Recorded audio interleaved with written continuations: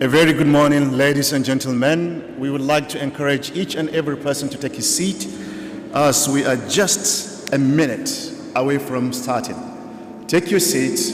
We have seats available. Those that are outside, please kindly make your way in as we are about to start. Our speakers and guests are here with us, and it's an honor to have you here.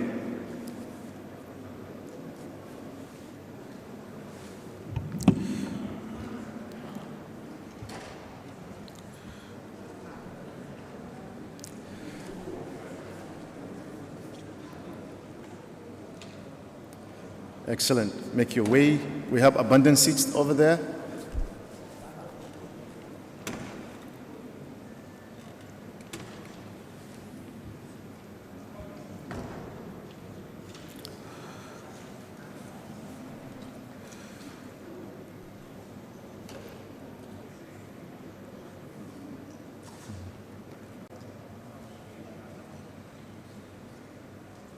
Yes, our team at the back.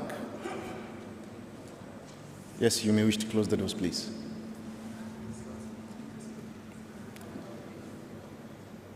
أعوذ بالله السميع العليم من الشيطان الرجيم بسم الله الرحمن الرحيم والصلاة والسلام على أشرف الأنبياء والمرسلين سيدنا ونبينا محمد وعلى آله وصحبه وسلم تسليما كثيرا أما بعد. What a great pleasure in the middle of COVID-19 pandemic to have such a socially distanced annual meeting. I wish to welcome each and every one of you to this great occasion. My name is Muhammad Jamil Yusha. I am from the Chief Products and Partnerships Officer Directorate of the Islamic Development Bank, and I will be the moderator for this session. Before we go into the session, I would like to invite Muhammad Al-Hadi to give us a few verses of the Quran, please. Muhammad.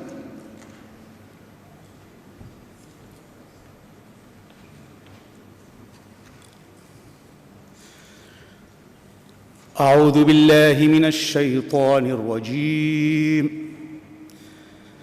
ولنبلونكم بشيء من الخوف والجوع ونقص من الأموال والأنفس والثمرات وبشر الصابرين الذين إذا أصابتهم مصيبة قالوا إنا لله وإنا إليه راجعون أولئك عليهم صلوات من ربهم ورحمة وأولئك هم المهتدون صدق الله العظيم.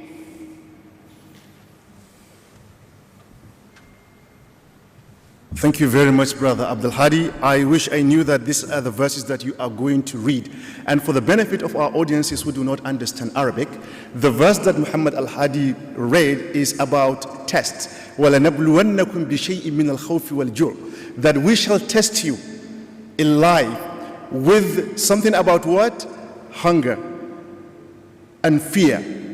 And we are living in the middle of pandemic. What a beautiful thing that human beings have been given the ability to have resilience.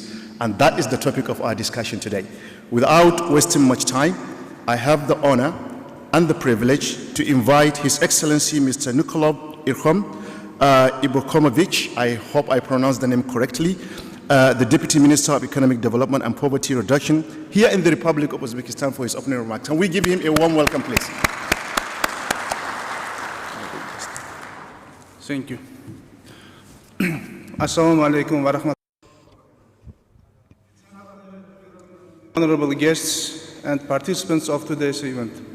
The event, which is taking place on the ground of historical occasion, the 46th annual meeting of Islamic Development Bank in Tashkent, Uzbekistan. Uzbekistan historically has been the motherland and birthplace of many worldwide famous Islamic scholars and saints, such as Imam Bukhari, Imam At-Tirmizi, Al-Biruni, Ibn Sina, Al-Kharazmi, and others. And we are very proud to have lots of guests from ISDB member countries on our land. Uzbekistan joined the ISDB in 2003. Currently, we have 17 ongoing projects totaling 1.5 billion USD in such areas as water management and sewage, healthcare, rural housing, infrastructure development, education. The topic of today's panel session, building resilience in the aftermath of COVID-19, bears very important character for not only ISDB member countries, but for all policymakers in the world. Today, almost everyone agrees that the situation in the world, especially the global economy, has changed, and in some sense, the life is divided in two parts, before and after pandemic. COVID-19 has taught us many lessons. It has raised and showed the importance of building an efficient healthcare system, investing on infrastructure and human capital, ensuring safe and sustainable supply chain, and of course, caring for each other. It's crisis no like other, and partnership, exchange of knowledge, and these plays key role in making quick policy decisions in these very difficult times. The global climate change issues, green economy development, developing the IT system, and creating better conditions for skills training has become the utmost part of the agenda. So I hope today's discussion will help us to find good solutions to those challenges that we are all facing today. As Arabic proverb says, manjada wajada, which means that those who search will find. Thank you, and welcome again.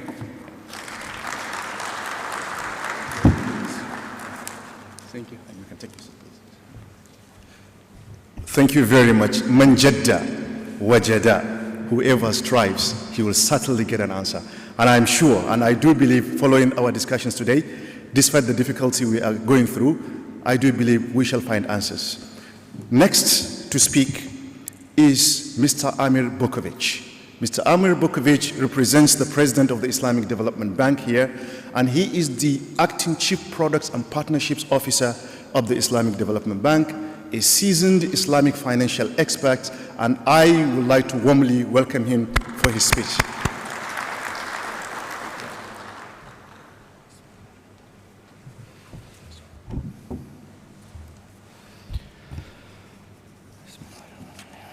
Assalamu alaikum wa rahmatullahi wa barakatuh, and a very good morning to all. Special greetings to His Excellency Mr. Nakulov Ikhmov Ibrahimovic, the First Deputy Minister of Economic Development and Poverty Reduction of Republic of Uzbekistan, all the distinguished panelists, Excellencies, ladies and gentlemen. I would like to thank you all for taking time to participate in this important side event, which will contribute to the global efforts to build resilience in the aftermath of COVID-19 pandemic in ISDB member countries. The COVID-19 pandemic's long-term challenges will necessitate consistent and cooperative action. ISDB member countries across all continents have been dealing with the health, social, and economic consequence of the COVID-19 pandemic.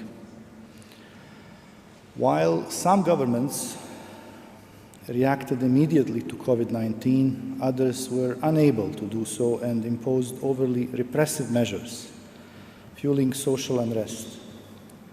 Simultaneously, some member countries presented examples of rapid government interventions, community-level responses, and resilience measures. There is no doubt that the pandemic posed long-term socio-economic political challenges with long-term implications for fragility and security in our member countries. The long-term challenges deteriorated by COVID-19 are numerous, including economic hardships, resource competition, and fraying social cohesion. 28 member countries out of total 57 are categorized as fragile in the latest OECD State of Fragility report. Those member countries' fragility situation is worsened by the COVID-19 pandemic, which disrupted normal economic activity and daily life across the world. Building resilience of those member countries affected by fragility and conflict compounded with the socio-economic shocks caused by the pandemic and the long-term impact of COVID-19 is a critical issue.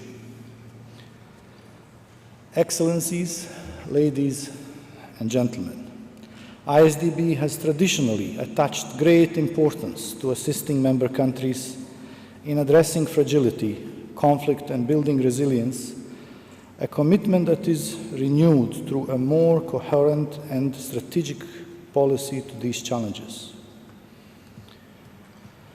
To this end, and within 2030 Agenda for Sustainable Development, the Islamic Development Bank supports the implementation of Sustainable Development Goals, particularly SDG 16, which calls for the promotion of peaceful and inclusive societies for sustainable development and building effective and inclusive institutions at all levels. Given its geographical proximity to fragile and conflict-affected countries and its preferential access as a trusted Islamic institution, Islamic Development Bank is a key player in the regional and global agenda on addressing fragility and building resilience. During the past few years, ISDB has adopted its first ever fragility and resilience policy and operational strategy of this policy. The aim of the policy is to set standards and strategic directions of Islamic Development Bank to strengthen institutions, build resilience, and contribute to social cohesion and sustainable development in member countries. Drawing on the experiences and challenges faced by other multilateral development banks, the policy ascends a partnership approach, especially in focusing on prevention and bridging the important transition between relief and development, as well as supporting recovery and resilience. Resilience, as we understand in ISDB, is not the absence of fragility, but rather the presence of mechanisms and capacities to positively adapt and transform households, communities, and state structures, and the means to respond to pressures and shocks. Resilient states and communities are characterized by stable social and political contracts, functional, inclusive, and accountable institutions, and the provision of basic services. They can maintain political stability and prevent violent conflict. Building such resilience and enhancing its mechanisms in member countries is our mission that we cannot fulfill without understanding the exact situation of each country. Before planning for resilience building interventions, it is critical to measure the shocks and pressures and the capacities of each member country to manage shocks and pressures in order to program for interventions that will enhance and improve the resilience mechanisms. ISDB is committed to finding innovative solutions that go beyond classical and traditional approaches to build resilience to systematically respond to the risks and shocks posed by fragility. The bank has already developed a 3R approach of responding, restoring, and restarting from the beginning of the first wave of COVID-19 to reduce fragility, enhance stabilization and integration. It is critical to come up with a combined, innovative protection mechanisms that will promote and create stability, provide social protection and opportunities to communities affected by the pandemic, and sustain these gains. Excellencies, ladies and gentlemen, at this juncture, I am delighted to inform you that the bank has developed the first resilience index of its kind and that we are launching today. This is unique in interpreting the data. This is unique to interpreting the data to know the level of resilience of the country instead of focusing on fragility. The index will feed and contribute to banks' interventions, including member country partnership strategies, programs, and projects. Besides the index, we are launching a flagship assessment report on the impact of COVID-19 on economic migrants and force displaced in fragile context. That has been commissioned by the bank in duration of its 6 months chairmanship of NDB Coordination Platform on Economic Migration and Forced Displacements. The aim of the study is to access challenges, opportunities, experiences, lessons learned, best practices, and provide practical recommendations for effective responses and recovery efforts to tackle the negative impact of the pandemic on the forced displaced populations in general, and particular on informal sector, which is critical for the livelihoods of forced displaced people, IDPs, migrants, and host communities. Building resilience during and in the aftermath of COVID-19 to achieve sustainable development requires understanding context and drivers of fragility and the challenges posed by the pandemic to better design relevant and tailored development interventions. That is why the bank has organized this side event to share knowledge of practical and successful case studies on respond, restore, and restart COVID resilience and prosperity for all, and to raise the awareness on risks, pressures, and shocks posed by the pandemic in fragile and violent conflict context. During this forum, we would like to hear your views on policies and strategies to support and manage transitions, reconstruction, and recovery in the aftermath of COVID-19. I am sure that the event will be a platform to deliberate challenges and opportunities of resilience and to share practical case studies and successful programs, strengthening institutions and build resilience and fostering social cohesion that are important to achieve sound economic and social development. Finally, on behalf of His Excellency, the President of Islamic Development Bank, I would like to officially open this important event and launch the Resilience Index and Assessment Study on Impact of COVID-19 on Economic Migrants and Force Displaced in Fragile Context. I wish you success in your deliberations. Thank you again in participating in this important and high-level event. Thank you very much.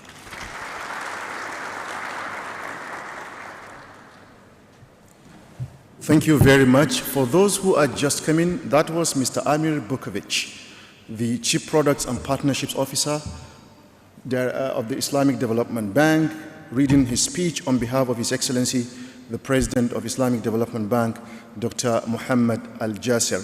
Some key messages from the speech for those who were just coming in. 28 member countries classified as fragile according to the OECD ranking. Need to combine efforts to ensure that we collectively address the situation of the COVID-19 pandemic. The Islamic Development Bank has come up with a strategy on how to do this, the 3 R's. Not only that, as we are going to hear very soon, the bank has developed an index to help us navigate our way. And before we go into the panel discussion, my honor and privilege to invite Mr. Muhammad Al-Hadi to come and share this index with us, which could be a very good starter for the panel discussion. Muhammad? Thank you. Assalamu alaikum wa rahmatullahi wa barakatuh. Ladies and gentlemen, I think all of us know that there are plenty of indexes ranking the countries according to their fragility. But there's no one which focuses on the positive side, which is resilience. The ISDB has developed a report in 2019 called resilience report, which measured the member countries according to their capacity of resilience and capacity to shocks and pressures. So far, no index available in the world that measures resilience. So we are shifting the game here by introducing this first and only global available index that measures the capacity to manage shocks and manage pressures of our member countries, 57 member countries. This is still internal dashboard, internal index that gives our staff an ability, possibility to assess our member countries before they plan and develop the interventions and programs, and also before they plan the member country strategy partnership with the countries. So it gives a lot of insightful information about the country. I will go through a little bit through the how it is built. It is not open for in the internet. It is internally used, but it may be in the future be open for other users. This is based on 5 dimensions, to measure 5 dimensions, and within this dimension, 5 dimensions, we have sub-dimensions. It is based on at least more than 200 metrics going across the 57 member countries. We have many views. As you see, first it is map view. You see the member countries are highlighted in green. If you put the cursor on each country of these countries, you will see a short snapshot about the data available for that in these 5 dimensions. And if you right-click or click in one, you will see more information. If you click on the map on one of the member countries, you will see on the left side how this country is in these 5 dimensions. And on the top right, you can go deeper to the country. We see, see Algeria details. Algeria is clicked there in the map. Then you go to Algeria, go to that country you have selected above in the, on the top right. Top right is a green button. Go to the top green button. Yes, you can see the country here, the map, the value by dimension, the scatter plot by dimension, and then you have in the below it the dimension. You can check each dimension and view it in spider view or tree map view. Try spider view, please. No, down. Just go down. Yes, click on that spider view button below the green button. Yes. Now go down. Yes, you will see the pressures subdimension and shock subdimension, how this country is doing. And below it, it will give you the highest capacity to manage pressure. Put up a little bit, yes. For this country especially, and the lower capacity to manage pressure for that country, highest capacity to manage shocks, and lowest capacity to manage shocks. The difference between pressures and shocks is that shocks come suddenly, and the pressures is sustaining and available every time. So that's the difference. Go back, go up a little bit.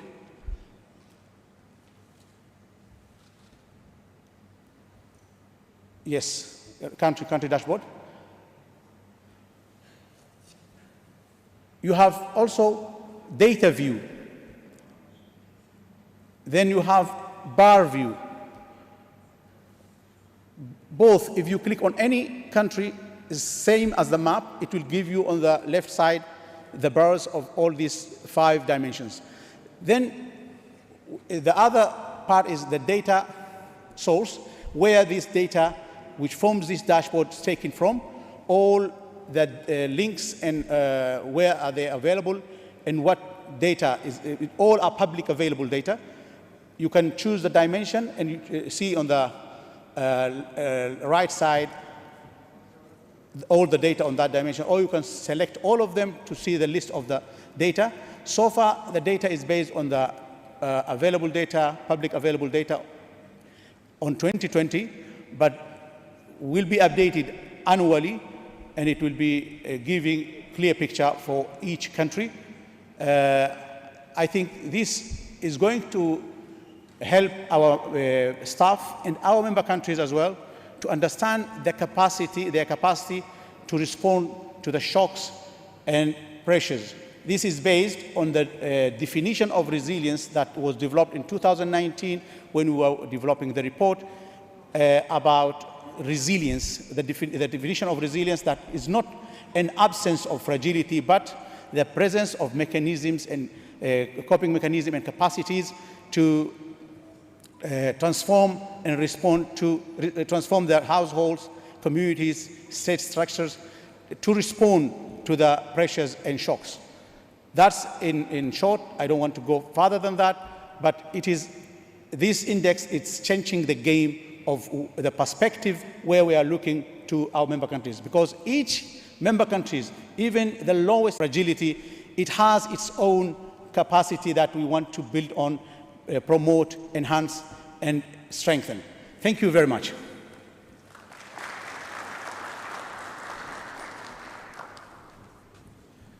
Thank you, Brother Muhammad. You know, when you hear a spontaneous applause, it's a very good indication that the message is getting in. And I can assure you that our colleagues in the Resilience and Social Development Department will be happy to answer your questions at the end of the discussion. So thank you very much, Muhammad Abdul Hadi, for going through this and for developing this very useful index, which I'm sure could be useful as we start our panel discussion.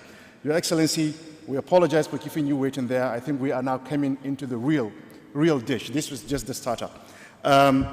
We have an array of speakers, highly experienced, highly diverse, and who know the subject matter. Already, we have His Excellency, the Deputy Minister, over here. I would like to now have the honor and opportunity to invite, let me smile a bit before calling him, Dr. Hakeem Alwayer, who is the Assistant Secretary General of FAO, and who was, until recently, one of our great colleagues. Can we give him a warm applause, please?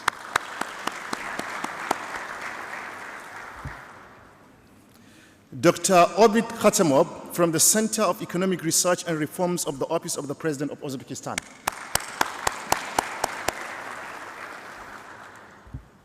And actually, before I introduced him, he introduced himself to me.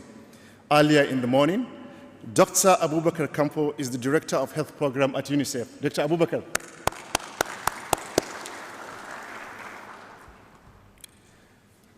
My great friend, Mr. Abdul Majid Abdullah, who is the Head of Social Development and always there whenever we have an event like this. Please come forward. Mr. Yannick Dupont, Director, Spark International, an NGO. Please, if you are here, I would like to make your way to the high table. And finally, my job ends here. I would like to invite the moderator, Said Hussein Qadri, who is the head of the Social Development Program at the Islamic Development Bank, a long-time servant of the institution. It's my honor to hand over to you. Socially distant.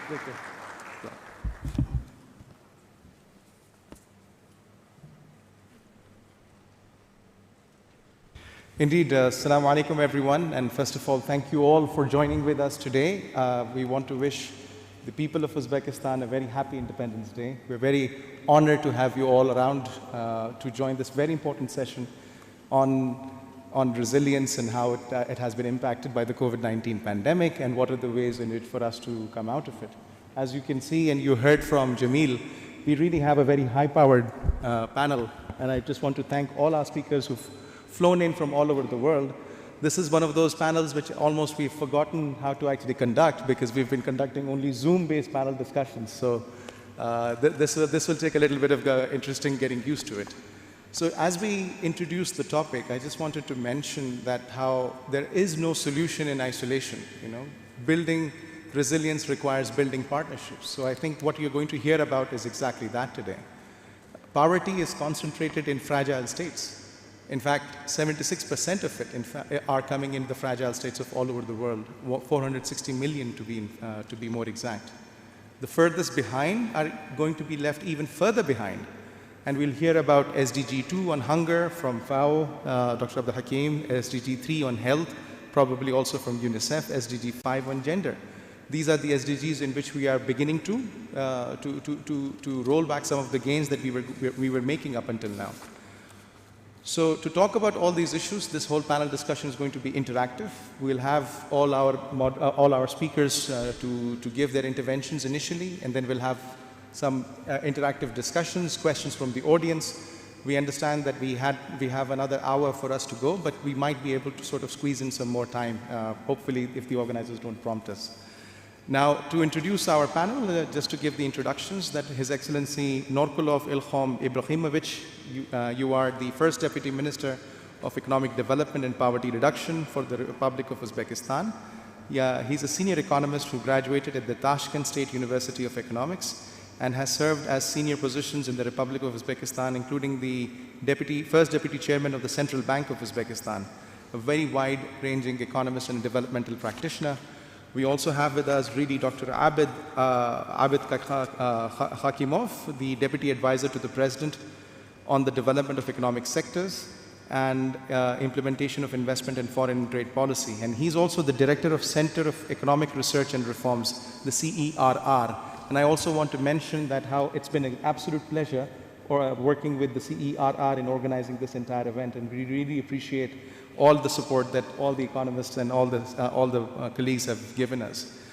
It's very difficult for me to introduce Dr. Abdul Hakeem Alwayer because he's been such a stalwart in the Islamic Development Bank, but even prior to the Islamic Development Bank, he has had a man of various different hats. So currently, he is now the Assistant Director General and Regional Representative of Near East and North Africa at the FAO.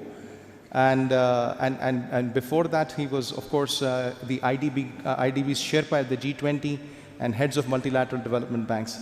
He was also the spokesperson of the Islamic Development Bank and the Director for Cooperation, Partnerships, Regional Integration, and Resource Mobilization. And prior to his stint in IDB, from the government of Libya, he was elected as the President of African Ministerial Congress. So a very, very wide-ranging gentleman that we have amongst us. We also have Dr. Abu Bakr Campo, who's flown in all the way from New York, so we really appreciate him joining in. He's the Director of Health Programs at UNICEF, and he has more than 20 years of experience in covering these areas. Previously, he was also the Country Director and Senior Global Health Advisor. We also have Yannick Dupont. Yannick has been the founder and director of Spark, and he's set that up as a growth-oriented SME and how to facilitate youth job creation in 17 fragile states. And lastly, we also have Abdi Majid Abdullahi, the head of social resilience cluster in the bank, and who's worked with national and international NGOs for a long time. So, ladies and gentlemen, without further ado, I would like to invite our first speaker in the panel discussion, His Excellency Norkulov Ibrahimovic. You may want to give your opening remarks, and then we will have everybody else one by one to go through that as well. Thank you. Thank you. Thank you very much. And it's, again, a real pleasure to have a kind of this physical presence in the panel sessions after, more than 1 year. Difficult times and Zoom meetings, so it's totally different situation, and it kind of motivates and it kind of gives us some spirit that we are moving to a normal situation. Can I have the presentation on the screen, please?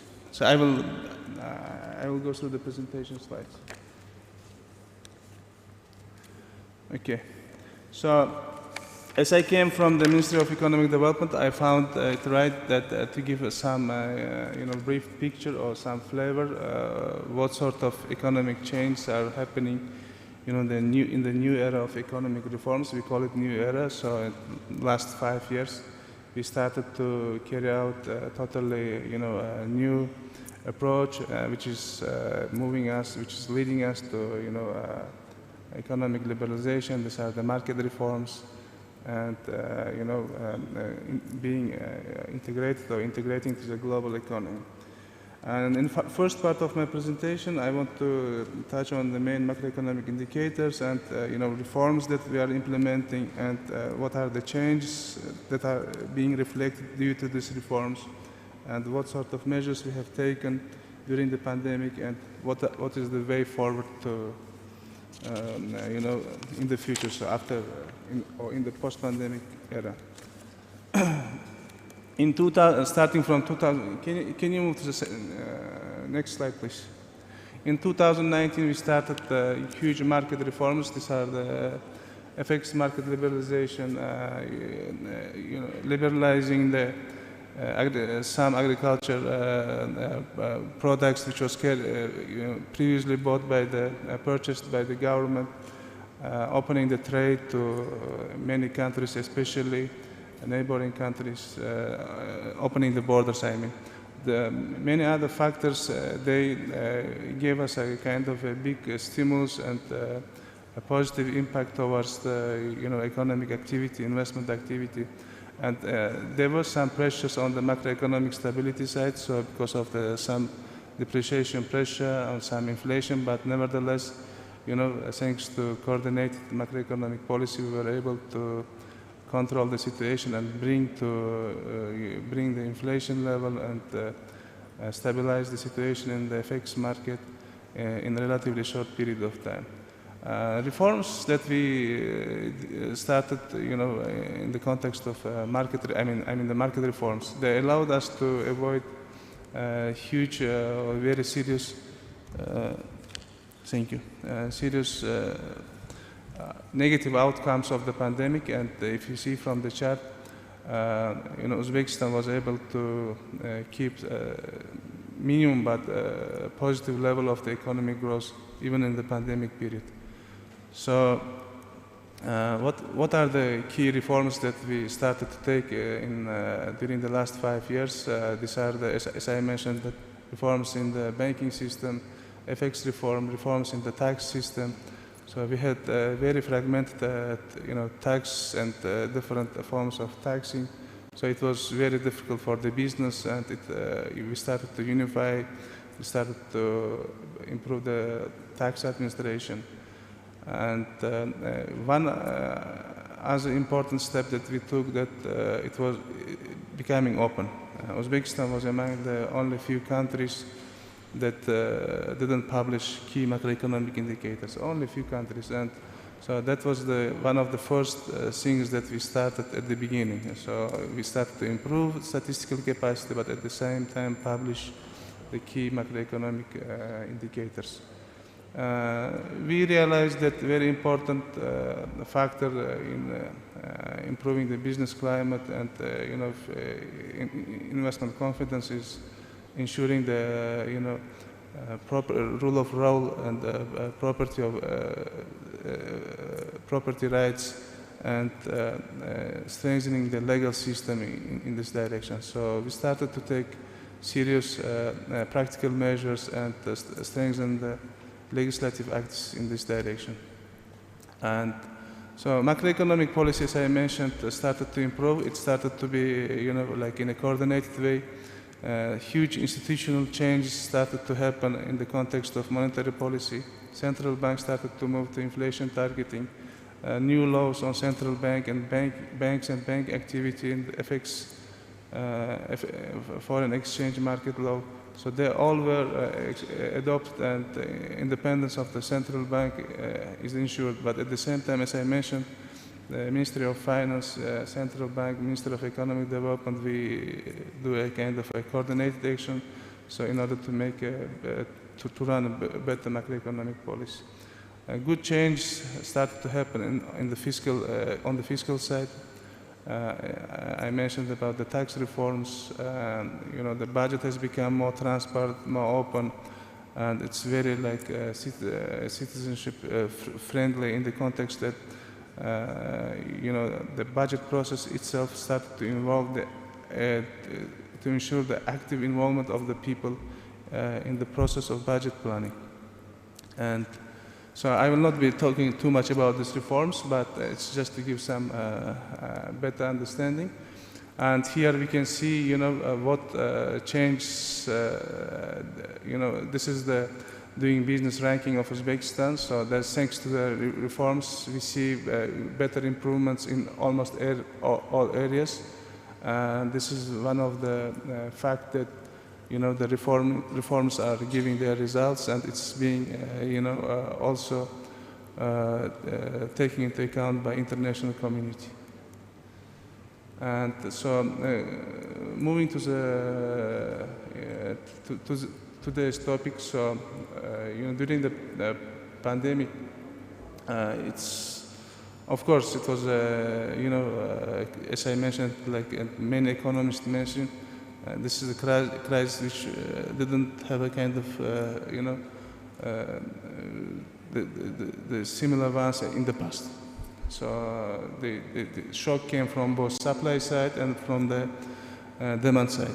Usually, the crisis, they come, for example, from the demand side, so you know what to do, from the monetary policy, from fiscal side. But this was also a human crisis as well.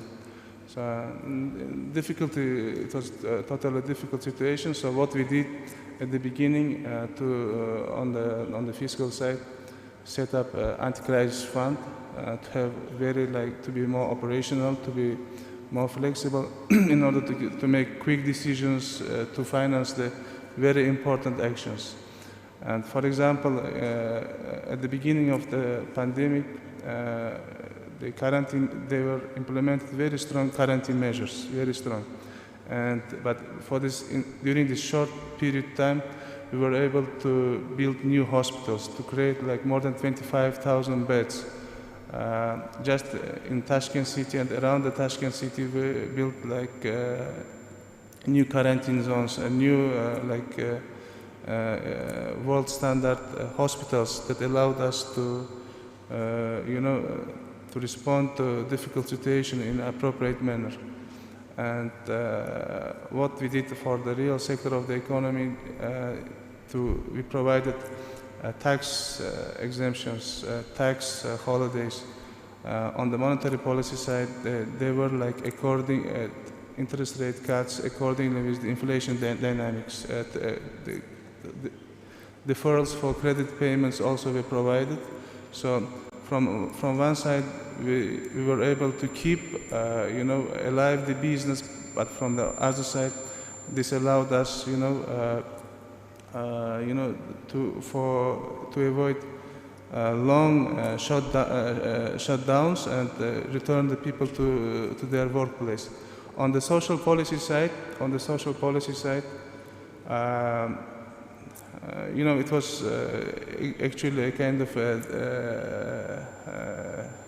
difficult in the sense that we didn't have a kind of a right system to fight against the poverty. At the beginning of 2020, our President, His Excellency Mr. Mirziyoyev, announced openly and publicly that fighting against poverty will be the key issue in our policy agenda. So it was just at the beginning of 2020, but just slightly after that, the pandemic came, and it was a huge challenge. We didn't have a kind of a right measure a right methodology to define, to determine the target group of the people, how we will measure the poverty line, how we will define the poor group of the people, these kind of things. And but we didn't stop. Sorry. And so we started to work with our international partners, international financial institutions, international development agencies. So this has taken very important role in this case.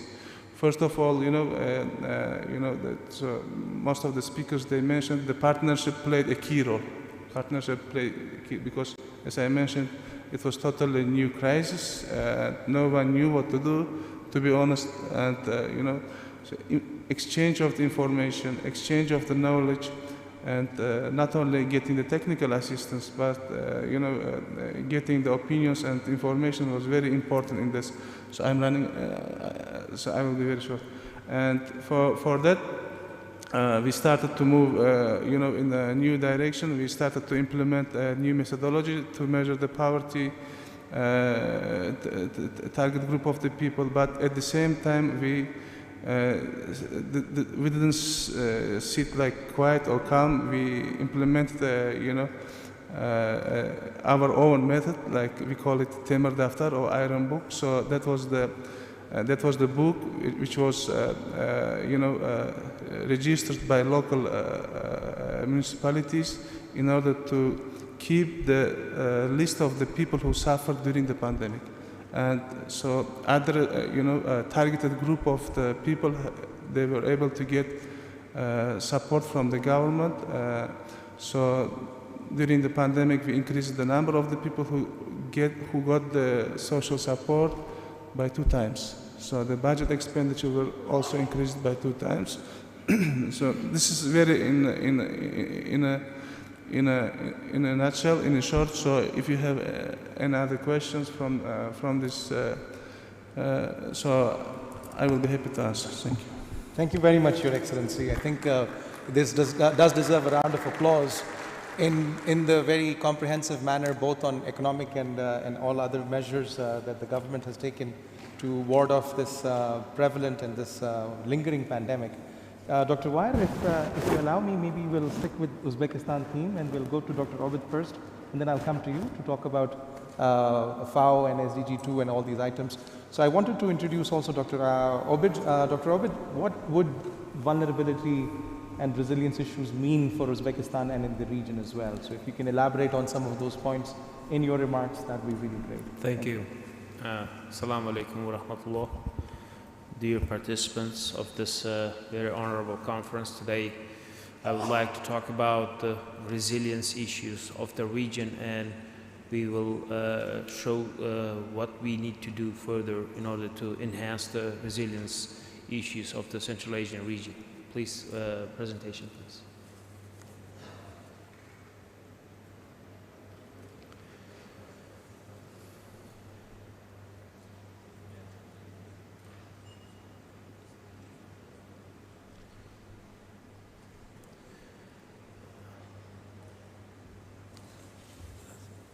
Thank you. So when we talk about the resilience, so always, nowadays we have to mention the pandemic. So the pandemic showed that what we need to do, how we need to do enhance our healthcare system, etc., or economy, or the stability of our economic systems.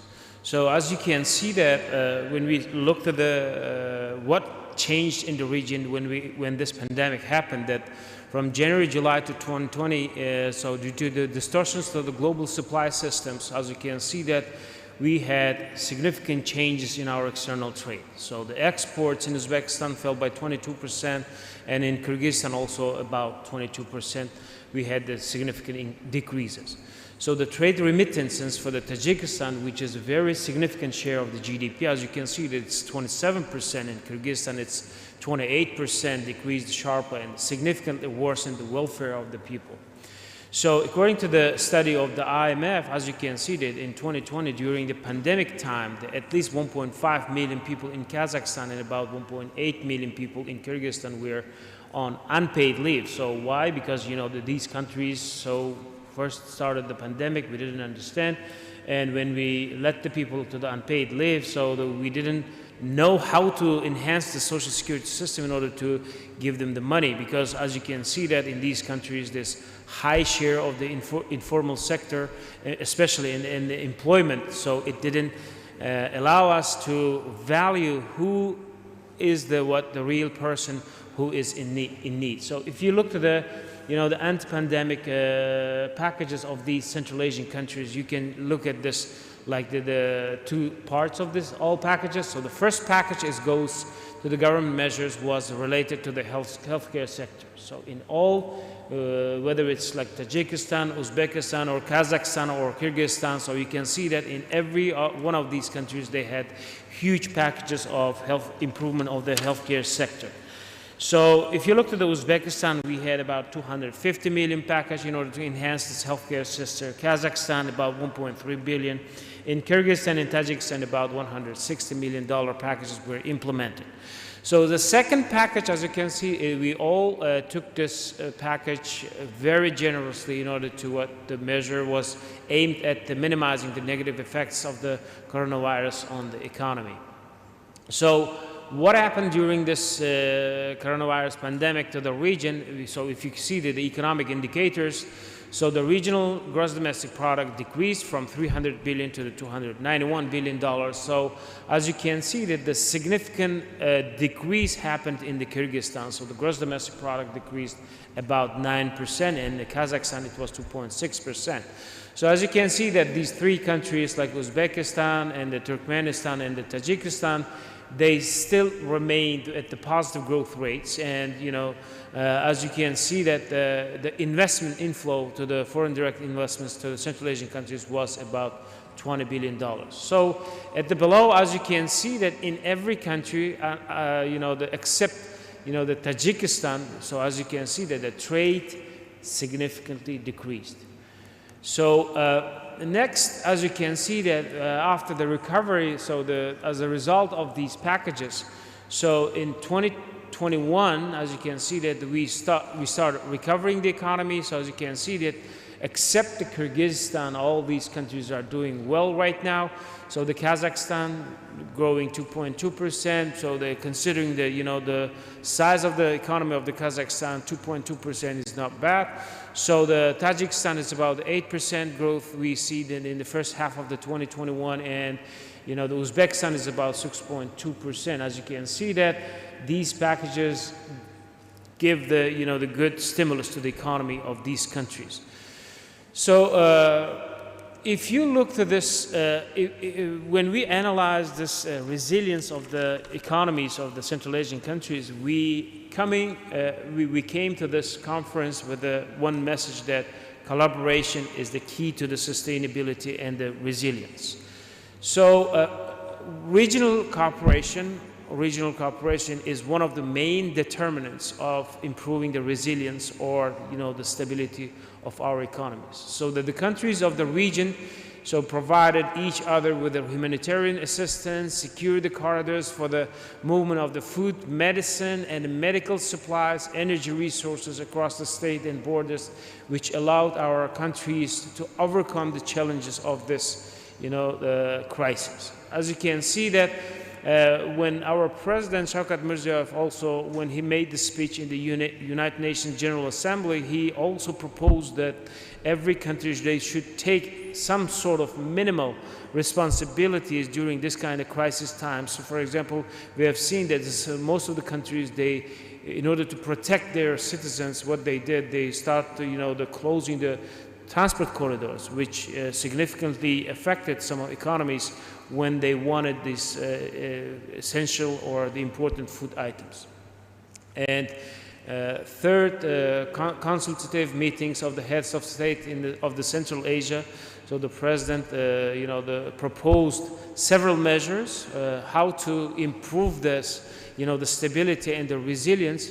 So the countries were agreed on the third consultative meeting that agreed on the need of to create the regional mechanisms to study the nature of the origin of the viruses and the other infections. And our president proposed that we need to launch unified information system for the recognition of the test results and the vaccination certificates. So as you can see that this will enhance the transportation movements and the other the movements across our borders. So as you can see that we said that the interaction or the collaboration is the key to the resilience. So the deep economic interaction also is kind of what enhances our resilience. So if you looked at during the last 5 years, the trade among the Central Asian countries increased two times. But we need to tell that if you look at the overall trade of the Central Asian countries within the region, it's about 12% of our overall external trade. So if you look at this kind of, the economic unions like ASEAN and other unions, it's like above 25%. So in this case, we need to say that in the intra-regional trade should have a lots of potential. So according to this, ITC methodology, when we calculate it, we only in Uzbekistan we have 1.1 billion unrealized potential with the Central Asian countries. So regional value chains, they have untapped reserves, so we need to enhance these kind of value chains. And we are coming to this conference with another message that saying that resilience or the stability also should, in the next future, should take into account the climate change and alternative energy resources. So as you can see that in Kazakhstan, Kyrgyzstan, Turkmenistan, and Tajikistan, and in Uzbekistan, we all have our strategic plans, how we're going to deal with the climate change and how we will deal with alternative energy resources in the next 5 to 10 years. For example, in Uzbekistan, we have green economy strategy until the 2030. So in Kazakhstan also they have development strategy of the Kazakhstan until 2050. So in Tajikistan, as you can see, that they have national development strategy which takes into consideration these issues. But as you can see that if we don't deal with these issues jointly in the regional level, it is very difficult to deal with the climate change and alternative energy issues. So my proposal is, for example, let's say if you look to the alternative energy issues, so in Uzbekistan we have lots of potential of the solar energy, and in Tajikistan they have lots of potential of, for example, let's say hydro energy. So solar energy and hydro energy, they are not much substitutes, they are complements to each other. For example, let's say in the daytime, when you use the solar energy, at the nighttime, you need this hydropower energy, so in order to substitute the solar energy. So that's why, so development of this solar energy in Uzbekistan or in Kazakhstan will require more development of the hydropower energies in Tajikistan and Kyrgyzstan. So if you look at the Tajikistan and Kyrgyzstan, they using or utilizing 5% only of their capacity. So the problem of energy efficiency will be very important because, as you can see that, not only energy, the water scarcity also will be very important issue for the region for the next, the decade. So as you can see that the two rivers which provides 80% water resources of this region, for example, Sirdarya Basin is kind of projected that the water resources will decline about 5%, and Amdarya Basin will decline about 15%. So until 2050, the shortage of the fresh water in Central Asia could lead to the drop in GDP by 11%. So now we need to enhance this, the climate. We should adapt our economies to these, the significant changes. And what we need to do is, like, as the economy grows, we need to find the new alternative resources which doesn't hurt more our climate. So another issue of the region which I would like to mention today is like food security and agricultural sector. As you can see that all countries of the Central Asia, they have agricultural sector which has very good fertile land, very good water, but the low productivity. So we need to work on this productivity issues. So the Global Food Security Index, as you can see that Kazakhstan is the number 32, Uzbekistan 83. So Uzbekistan improved the 9 positions during the last 5 years on this, the index. So as you can see that in July only 2021, the temperature of the Turkestan province of the Kazakhstan reached to the 46.5%, and this huge heat significantly impacted to the yield of the agricultural sector in Kazakhstan. So what is the result? As we can see that the result is kind of, it brings the food inflation and the well-being of the, the lower income people worsens. So sustainability also requires the inclusive agriculture and the food security system. So, and Central Asian economies, as you can see, that they have similar challenges, and only sustained cooperative efforts gives us the best solution. Thank you. Thank you very much, Dr. Robin.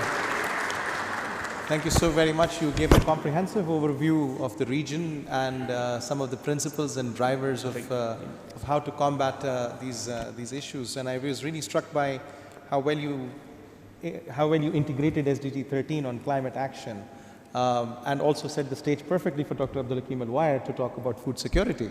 And you also talked about how regional integration and cooperation. So I know that very well. Our next speaker is very passionate about both these two subjects, amongst many others. And so Dr. Hakeem, now the floor is yours. Take it away from here. Thank you. Thank you, Brother Said. Assalamu alaikum wa rahmatullahi wa barakatuh. First, allow me to congratulate the ISDB group management and staff and member countries for this gathering, the 46th 46th meeting of the group, which is taking place in this lovely city of Tashkent in Uzbekistan on a physical setting. And that is a good indication of how resilient we can be after the indication of fragility. I think what Dr. Obaid just shared with us in the terms of what the Central Asia country are doing for agriculture and food security shows a good hope, I would say, for how do we improve the resilience. But let me maybe say and colleagues share with you a simple understanding of what we understand about resilience and fragility, and we should bear in mind that these are the two contrary words. So you either be fragile or resilient. And if you want to get out of fragility, you have to build resilience. That is one principle. The other principle is that resilience has to be embedded throughout the system. You cannot have a resilient state with fragile citizens. So it has to build from the grassroots, have to invest in building resilience at all levels, on the systems, at the small and medium and micro institutions and establishments, and that what brings the overall holistic resilience of the country. But that goes beyond when countries like what we've seen, the model of Central Asia, cooperate and promote the integration among themselves. It also improves resilience at a regional level. It's, I think the COVID-19 has confirmed to us that almost all the world is fragile. There's no really 100% resilient place in the world. It really showed at the early stages that fragility does hit, and that brings a hope, especially to the least developed countries and the other developing countries, that we came to a certain stage where we were all equal in terms of fragility. And it showed that our systems that we've invested, including the advanced and developed countries, were not well set up to face the impact of the pandemic. And not only on the health aspect, because the health aspect was only taken at the very outset of it, but immediately we turned into the food crisis, food prices going up, the food supply chains broken down, no access to markets, and it went on and on, where we are still seeing the economic impact hitting almost every corner of the world. And it also showed the need for the countries to work together. So it has also brought in a new hope of multilateralism. Joint action is needed.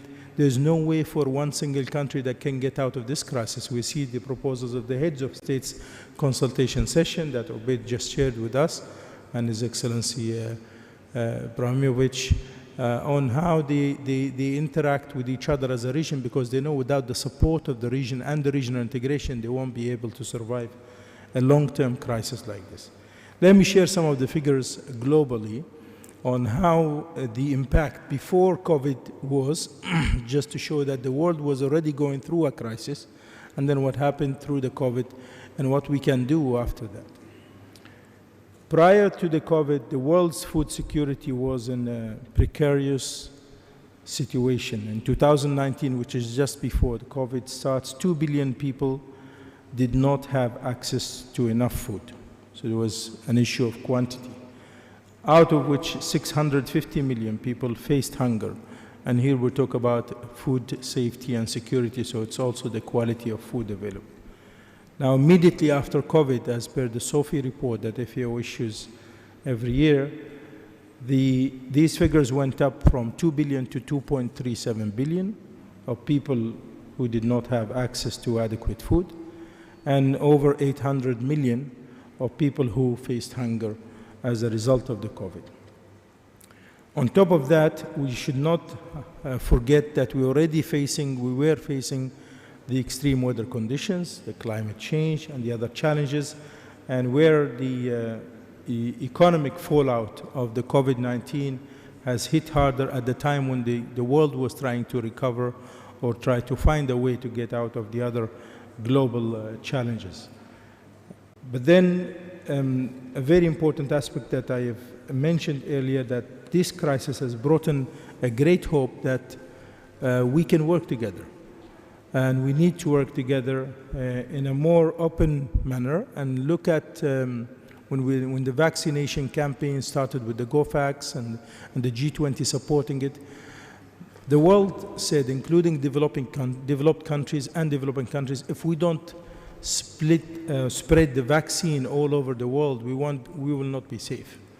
And that shows an importance of the interconnectivity of the whole world, and it cannot be done in one corner and the other corner is left without it.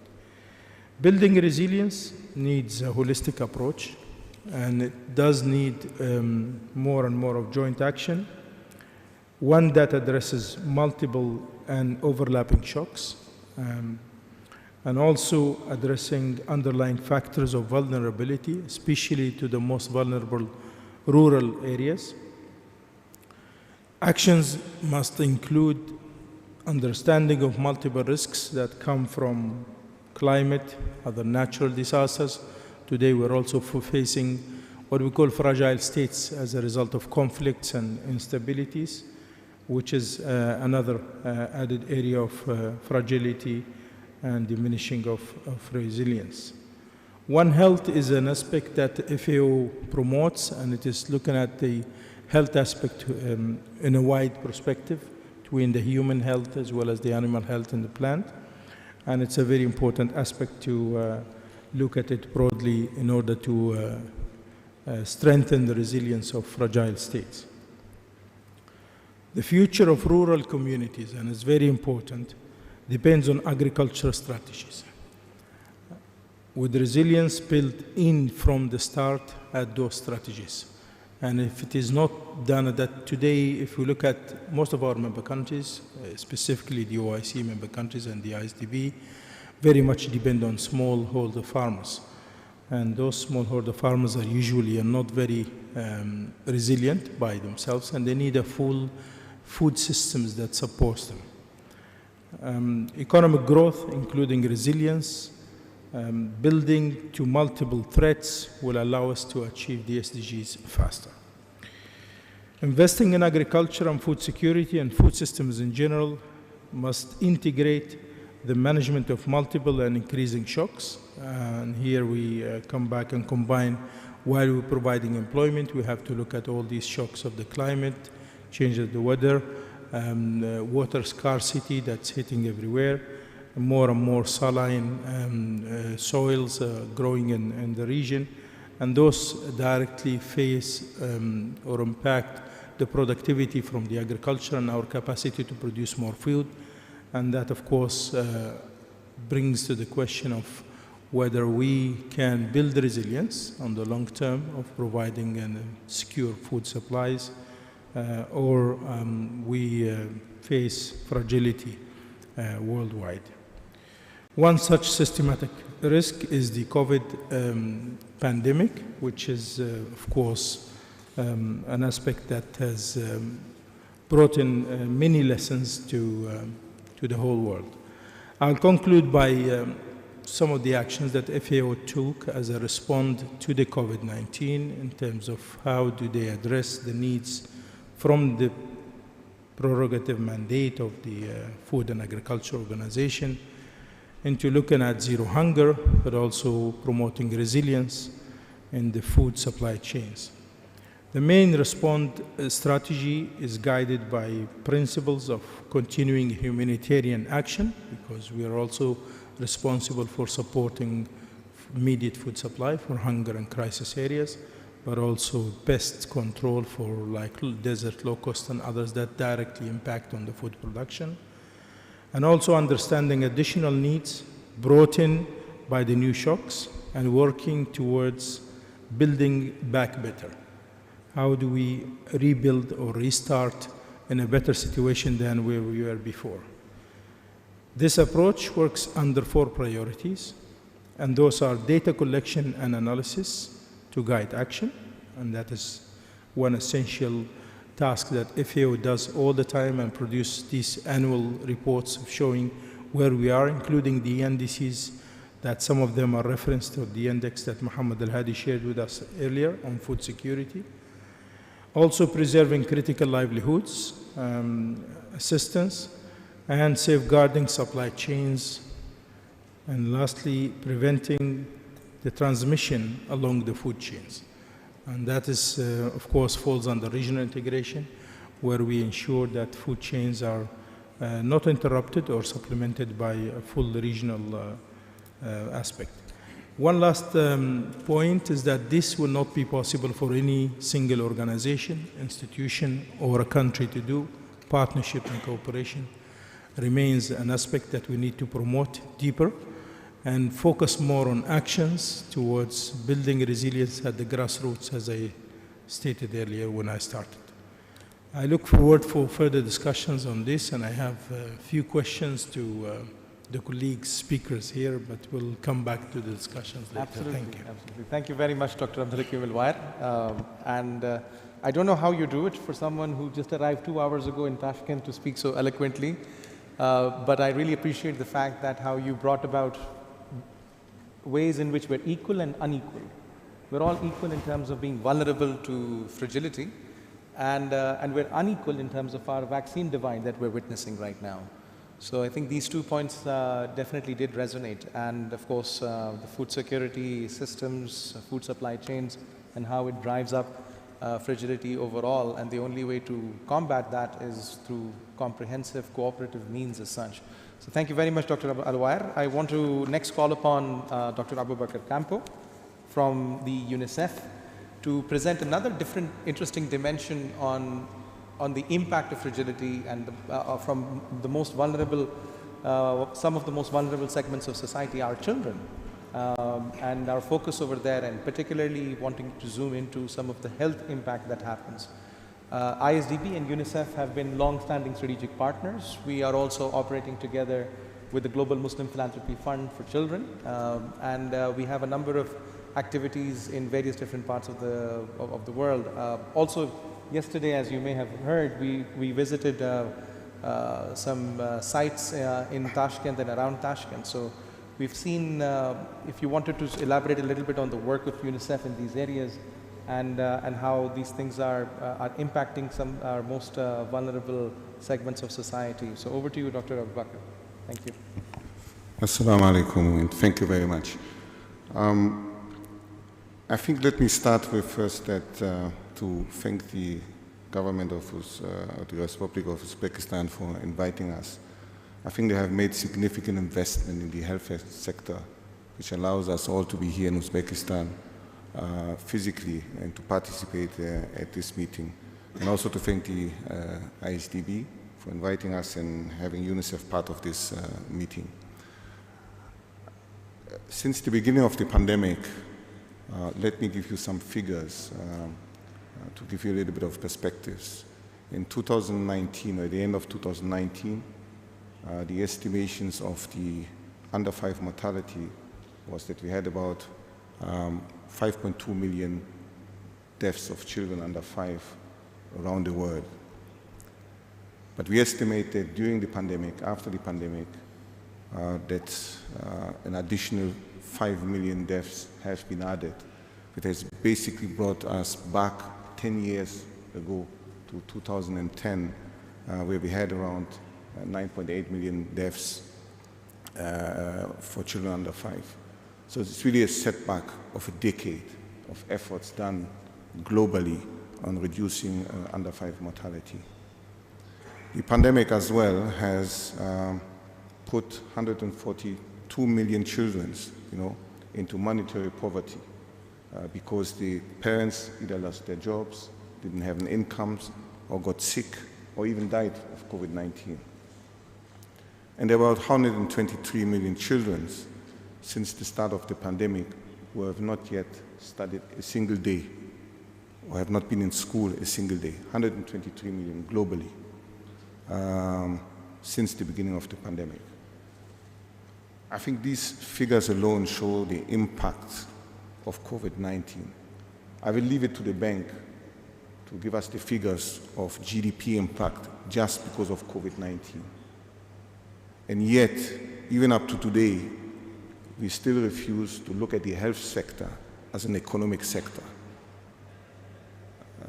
Despite that having a pandemic who has been impacting all economic sectors in one or the other ways. And I think it is ought to think about a little bit of how we're looking at the health sector in particular as a contributor not just to the GDP but to the well-being of people.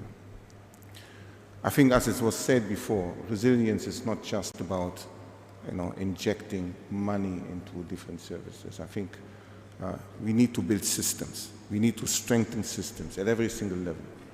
Yes, I'm a health person. I will be speaking a little bit more about health, but I think all the other systems need to be strengthened so that resilience can be there. I liked some of the slides which I've seen from our colleagues from Kazakhstan, Uzbekistan, and Tajikistan. I mean, their economy or their economic growth resumed very quickly. Many of the other countries do not have these luxuries because they did not invest in the past in the health sector, and that's the reasons why they're still struggling of actually reboosting their economies. So I will be making a very strong pitch of really investing in the health sector, in particular in primary health care. Primary health care has been the response, or the better response, to the COVID-19 pandemic. And when we talk about primary health care, it's the primary institutional sector, but also the community care. Community engagement is an extremely important point. If we do not invest in community health care, if we do not invest in community engagement, there is no trust between communities and services which are provided by the government. If the trust is not there, then we're seeing what infodemic can do in terms of uptake of vaccines, and uptakes in terms of health services, but also uptakes just in terms of spreading the right information for people to be compliant to the response to the pandemic. So it is important, that we're not looking at the health sector just as a spending sector, but as a sector where you do invest so that economic growth can be done, can be achieved in the long term. I also do believe that investing in basic social services is a key element for stability of countries. When basic services are provided to communities, you will alleviate pressure points within the communities themselves. And I think healthcare is one where health expenditure, as we know, can be deriving to catastrophic expenditures and driving people into poverty. If this becomes a pressure point for households, it leads to stress, it leads to tension, and those tensions, if it's cumulated, as we have seen through the COVID-19 pandemic, leads to really instability, civil unrest in some of those countries, which could have been prevented if we had invested previously in some of these primary healthcare systems in particular.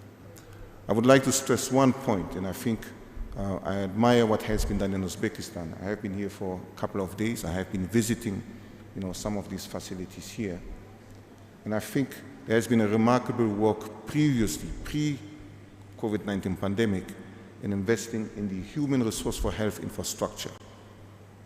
There are sufficient cadres available to be at the primary level, who even do outreach services within the communities, which do not exist in many of the other countries where we have, as UNICEF, offices. And I think this initial investment has basically led to the fruitful results that we are able to meet today in Tashkent here, physically, because they have stabilized to some extent.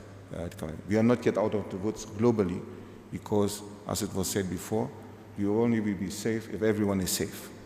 New variants will be coming up, and if we're not getting the pandemic under control, we definitely will be having a new variant coming up, which might not necessarily be against which the existing vaccines might not necessarily be effective, and then we are all back to square zero to start again. So that's the reasons why we really would like to encourage also the ISDB to look into investing in the health sector and looking at the health sector not just as a spending sector, but as an investment sector where really serious efforts needs to be made. I think we can all agree that partnerships and collaborations is a key element in this process. There's no agencies, as was said, there's no agency, there's no government who can do it alone. This is a pandemic, and the virus is traveling as fast as rumors. As soon as we have a new variant, in the next 72 hours, this variant can be found in another country. So it should be a concern of all of us, not just of a few. And as it was said, high-income countries struggled as much as low-income countries. The only difference is that in high-income countries, stimulus packages were given out, which in low-income countries were unaffordable and never happened, which pushed more households into poverty.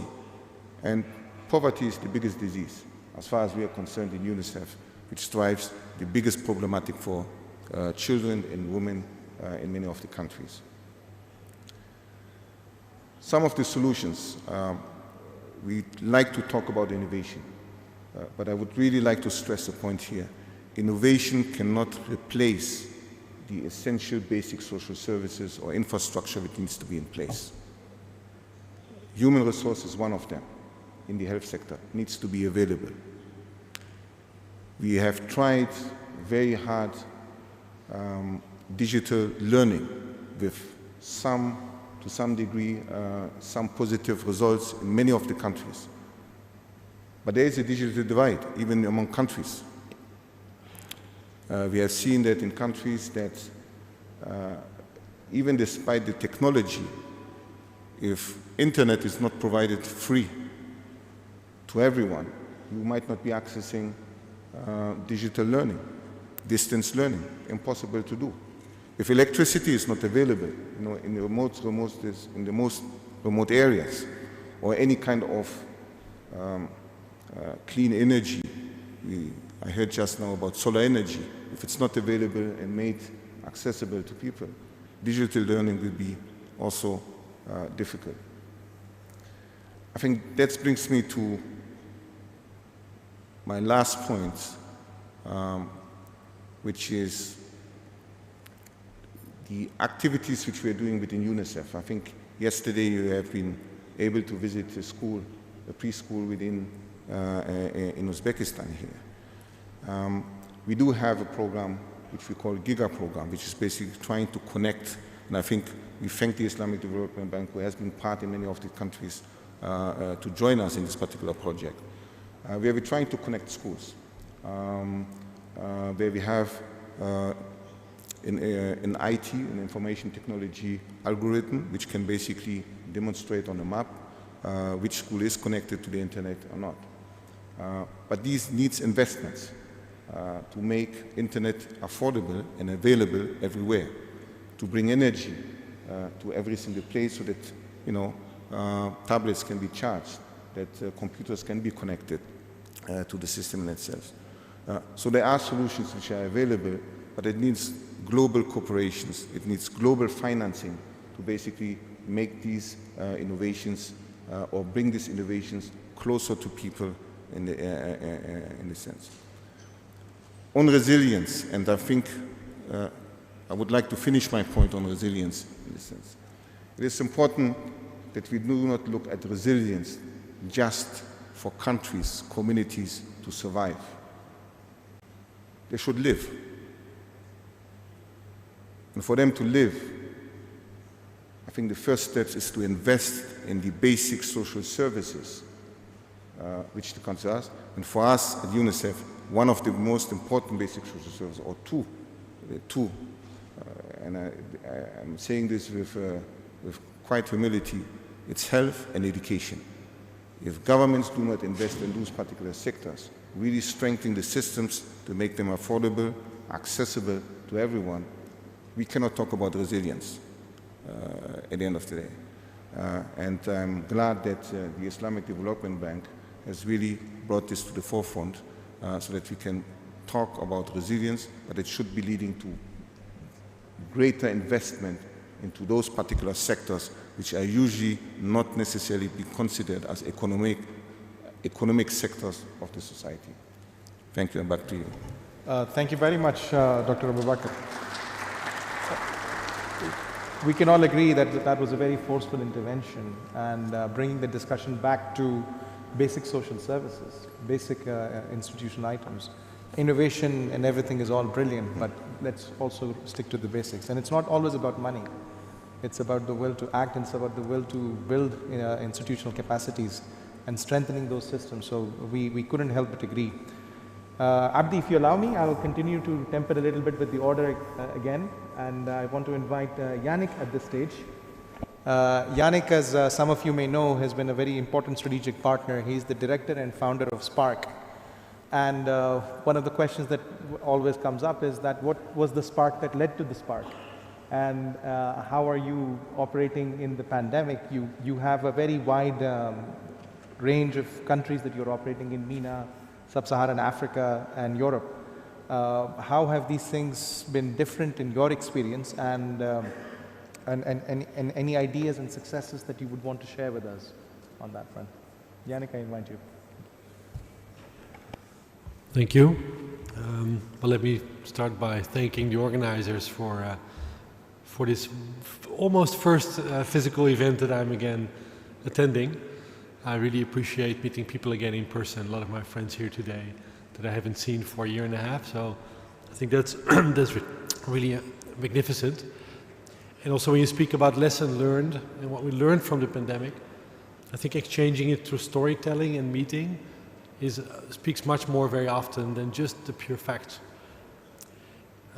Yeah, we started our partnership actually with ISDB in 2018, together here with Abdi and Mohammed Al-Hadi in Jeddah. I remember we signed a global partnership and a specific program around youth employment, youth resilience through employment and education, primarily for host communities and Syrian refugees in the Middle East. So the program was really scaling with a lot of other actors joining, the Arab Fund, a lot of cooperation with the European Union, with the Dutch government, when actually the pandemic hit. And I mean, I think the first thing that really struck me, and I think this is a positive about working with fragile states, and Spark works in about 17 fragile states, is that the organizations we work with in these countries, by definition, are very good in pivoting, adjusting, and moving around, programming really quickly. So actually, the first thing I noticed was that actually our colleagues from Spark, but more importantly, our partners, like Zamzam here today, or Bina, Jusur group, that they were much more able to actually adjust than my Western partners or Western colleagues, who are much more into this planning long term, right? So I think dealing with crisis and seeing these countries, I think they have an edge in that sense, to pivot and to adjust. But there's, I think, three things that I want to touch on today that, I mean, there's many things we learned, but I think there's three things that are both opportunities, but also threats or challenges that we realized during that pandemic, particularly. Sorry. Yeah. I'm triple tested and I'm fully Pfizerized, but I have a bit of an allergy, so I hope I don't scare anyone today. Yeah, so I think the first thing that I think was really an opportunity is the localization drive. That because suddenly local presence and really understanding local context and adjusting was so important, I saw a lot of our trusted local partners really stepping up to the challenge. I saw them really scaling and going beyond what you would expect from any actor to do. So we saw a lot of boost, actually particularly in domestic NGOs from the member states, from ISDB member states that we work with, that really took on much more responsibility that they would normally be given. So I think it really helped, I think, in building that localization agenda. And also maybe to refer to Dr. Campo here, when you mentioned, I think, a very important point about involving the community. You know, so we had, for example, we had to move to digital business plan competitions, to give one example. So we had a couple of Western organizations who were doing business planning, and they attracted, I think, 200 applicants in a month. And then we had Jusur, who was established by Syrian and host community businessmen from Lebanon, Jordan, Iraq.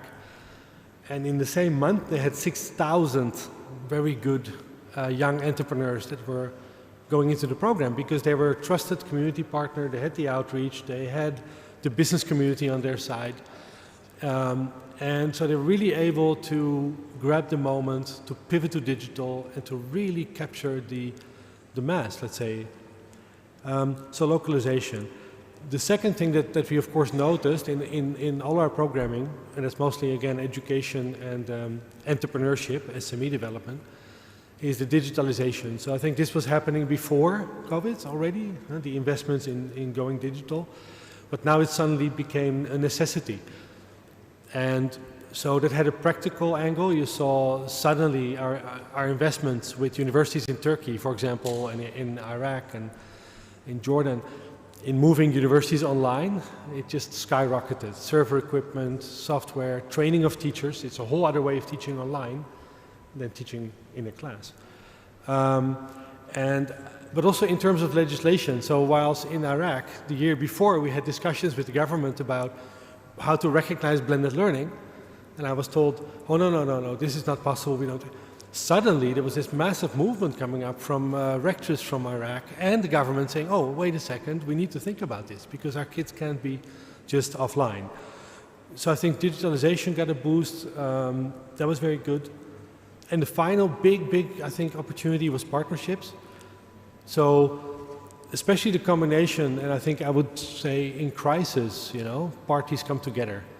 So the first moment we noticed was during the Syrian conflict, when we built a huge scholarship program with ISDB, with the European Union Madad Fund, Al-Nouri, Kuwait, QFFD, partners from all over the place.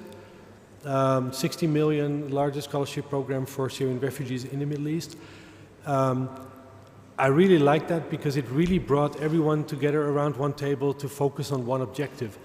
And then again, when COVID hit, it was another crisis, that was amplified. And then there was really, everybody thinking, how do we help now these kids to graduate when there is online education? How do we help them into a job? So you see that crisis in a strange way also fosters, I think, partnerships because we accept better that we need to move fast, we need to move together, and we need to defeat this together. And what I also particularly like was to mention in this forum, particularly this partnership between Western actors, ISDB, Gulf actors. I think this cannot be done enough, and I think there is not enough of it. So I go to a lot of Western conferences. You see the same kind of challenges are being discussed, but very often in parallel programming. I think we need to focus much more on this joint partnership development. Yeah, of course, also just to mention a few challenges on this tree. I think on localization, I'm so glad that ISDB launched also this program Tadamon, you know, really onboarding civic organizations from your member states.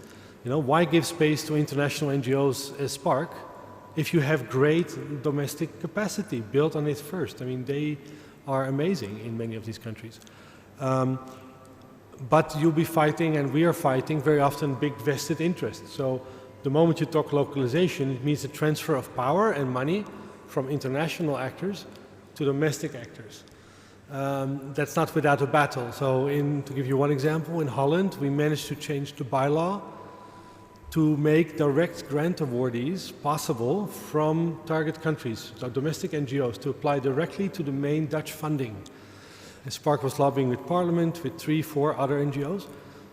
I could spend the whole afternoon explaining what happened next, with development actors saying, we're for localization, but when you touch the money, oh my God. So I think, you know, that we need to discuss that. And I think also between ISDB, other donors, put conditions on the table, force international actors to localize. You know, I think that's very important.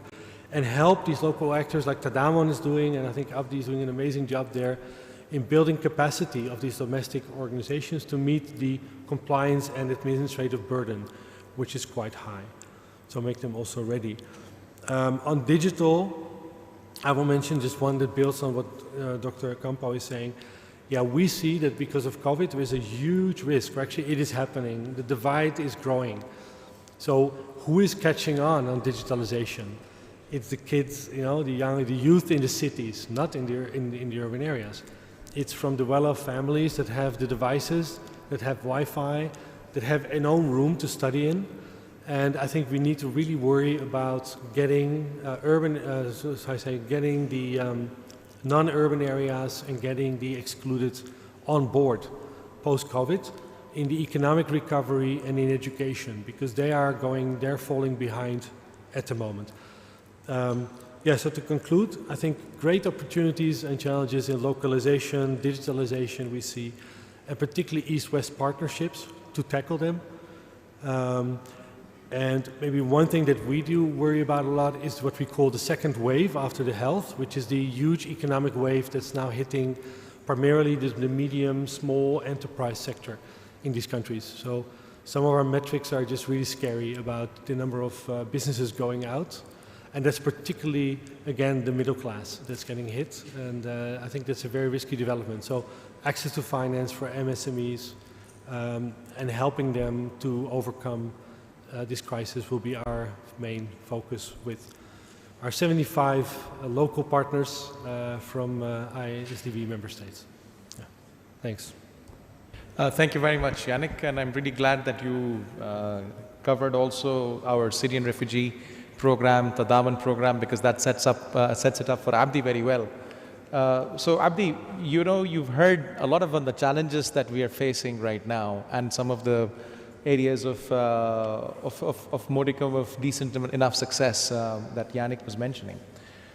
Where does the Islamic Development Bank fit in all of this? I mean, at the end of the day, this is the annual meeting. We're the ones who are inviting different partners. We're fortunate enough to have such a lovely audience around, and they'll have tons of questions in terms of, okay, we've heard various different drivers for fragility. We also heard Hadi talk about the resilience index. We heard the CPO talk about the report that we just launched today on the impact of COVID-19. But where is the Islamic Development Bank in all of this? And how are you, from the social resilience perspective, trying to bring in different partners together? So if you can dwell on some of these questions. And after that, we'll open up the floor for more interactive round of discussions. Thank you so much, Abdi. Thank you, Sayyid. Thank you very much. Assalamu alaikum wa rahmatullahi wa barakatuh. I would like to first thank the team who have organized this important session. To start with, I think this is a very challenging question, but if I give you a very good picture on the landscape of the Islamic development member countries, where they are and the challenge that they are facing is really very important first to understand, and then look at the solution where we are going from here. If you look at our member countries are facing same waves, but have different capacities, coping and adaptive capacity to deal with risks and pressure they are facing. To give you an example, 28 of the countries that have been listed as fragile states in OECD State of Fragility report are Islamic development member countries. To go deeper, if you look at the number of globally displaced people, according to UNHCR, it's around 79 million people. 68 or 70% are coming from the Islamic development member countries. If you go down deeper, the number of countries that host global refugees, 8 of the top 12 hosting countries are also from Islamic development member countries. Globally, according to also OECD and other fragility reports, if you look at it, around 2.5 to 3 billion people will live in a fragile or conflict-affected situations by the year of 2030 if the trend is continue as it is. So the challenge is huge, and many countries, particularly LDMCs and fragile and conflict-affected countries, are facing, as rightly mentioned by previous colleagues, what we call a compounded crisis that has been further exacerbated by the pandemic. They have been coping and trying to deal the challenge posed by human-made and natural disasters, access to basic social services, access to basic infrastructure, and other critical challenges. They are lacking basic development requirement to deal with this kind of compounded crisis. So what the Islamic Development Bank is doing is that we are looking at this as a long-term challenge that are facing our member countries, given their different contexts, trajectory, and situations. So if you look at, we are first calling to invest in prevention. This is very important, whether it is pandemic or whether it is conflict or fragility. We need to look at how to address the drivers of fragility. Do our tools, for example, respond to the needs of our member countries to help and support to address the drivers of fragility? This is very, very important. We're looking at how we can support our member countries to have more inclusive development programs like youth development programs, addressing and supporting the most vulnerable groups such as women, children, those who have not been able to access to basic services through our programs and projects. And one of the starting points is to ensure that conflict and fragility lenses are mainstreamed in our country engagement, starting from the Member Country Partnership Strategy Document, MCPS, which is the entry point for the Islamic Development Bank to deal with its member country when it comes to its interventions. And then look at whether our programs and projects are really addressing the drivers of fragility in advance, be it in agriculture sector, water development, education and health, and we need to invest in things that are really helping our member countries to get out of the fragility trap. Second, there are significant number of countries that are having issues when it comes to managing transitioning from conflict to recovery and development. 10 of the 28 I have mentioned Islamic Development Bank member countries are having extreme fragility, i.e. they are having active conflicts. These countries require a different approach that we deal with from the middle income countries. So what we are proposing is introducing strategies and interventions that are adaptable and addressing their needs. Addressing, for example, issue of humanitarian development gap, bridging the humanitarian development business nexus by ensuring those institutions and governments access to basic education services, basic social services, and manage the transition so that they will not go back to conflict again. And third, and more importantly, and that also is very important and timely at this stage when we are talking about the recovery, is having effective recovery and resilience plans, mainly addressing the issue of building back better, ensuring those countries are recovering from the conflict and supporting them all the necessary capitals, physical, financial, and social capitals, and building social resilience, particularly empowering women and youth so that they would be the champions for those who are leading their development programs and projects. And finally, as my previous colleagues have mentioned, is building partnership, building alliances, ensuring that resources are mobilized for those countries that are not able to access more funding. And most of them are facing so many challenges when it comes to development financing, unlike the advanced countries that can have a lot of resources at their disposal to address the impact of COVID-19. We are also looking at how we can support those countries through innovative financing. We should not underestimate the role of the innovative financing and partnerships. No one can do it alone, but if we come together, we would be able to achieve and address the needs of the member country. So one of the important things, final point I would like to conclude, is that sharing experience, best practice, and know-how is very critical.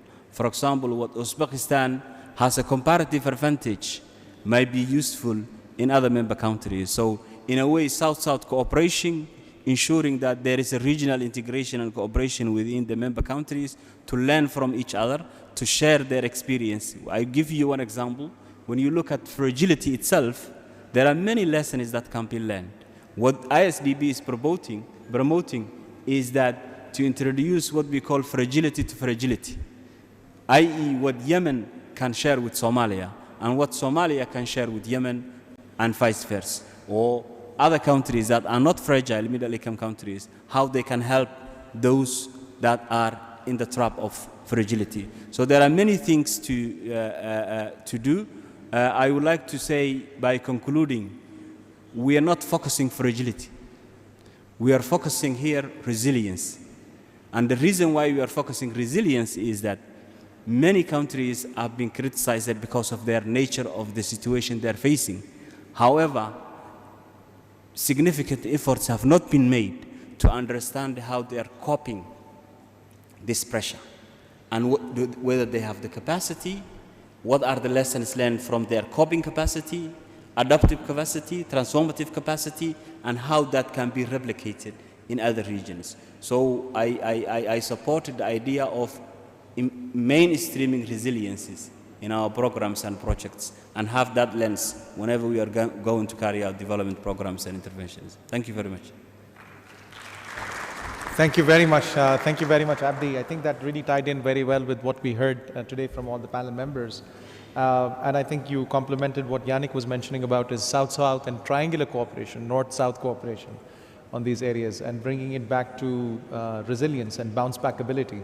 You mentioned something that I recall Dr. Hakeem Alwayer in his remarks also mentioned about building back better.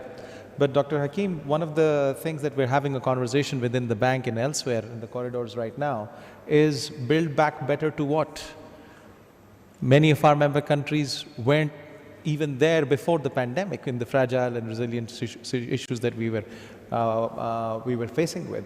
So some of the points that were coming in is, should we be looking to build forward better? Well, thank you very much, Saeed, and grateful to all the comments. I think important to stop to what? We should not forget that the pandemic was a wake-up call to the whole world. What I mentioned earlier, it's a wake-up call that no one is resilient, and the whole world appeared, especially at the early days, in a shock of fragile, not to do or not to know how to deal with the crisis and how to respond to it. You mentioned in my bio, I was the Sherpa at the G20, and one of the things that struck me in those days, we're talking about the G20 now. This is not just 20 members of a club that found themselves to sit there. These are 20 countries that own 86% of the global GDP, and they're responsible for managing global crisis, especially crisis with economic impact. Started with the 2007-2008 economic crisis, and they immediately realized that the COVID was not just a pandemic in terms of a health crisis, but it has an immediate impact on the economic crisis. The responses then did not go as the developing country wished to or hoped to. most of the allocations of financial support was purely coming from the countries for within domestic market support. All the big donor countries, including the G7 that are sitting in the G20, the allocations to combat the impact, the economic impact. We're talking about finances for supporting MSMEs and supporting countries that are going into bankruptcy and all this. It came purely for domestic support. Germany for Germany, US for US, and Canada. And the only thing that came out of the G20 then was the DSSI, and it was a relief, not even a pardon. It was just a relief of the debt of the least developed countries from paying back their.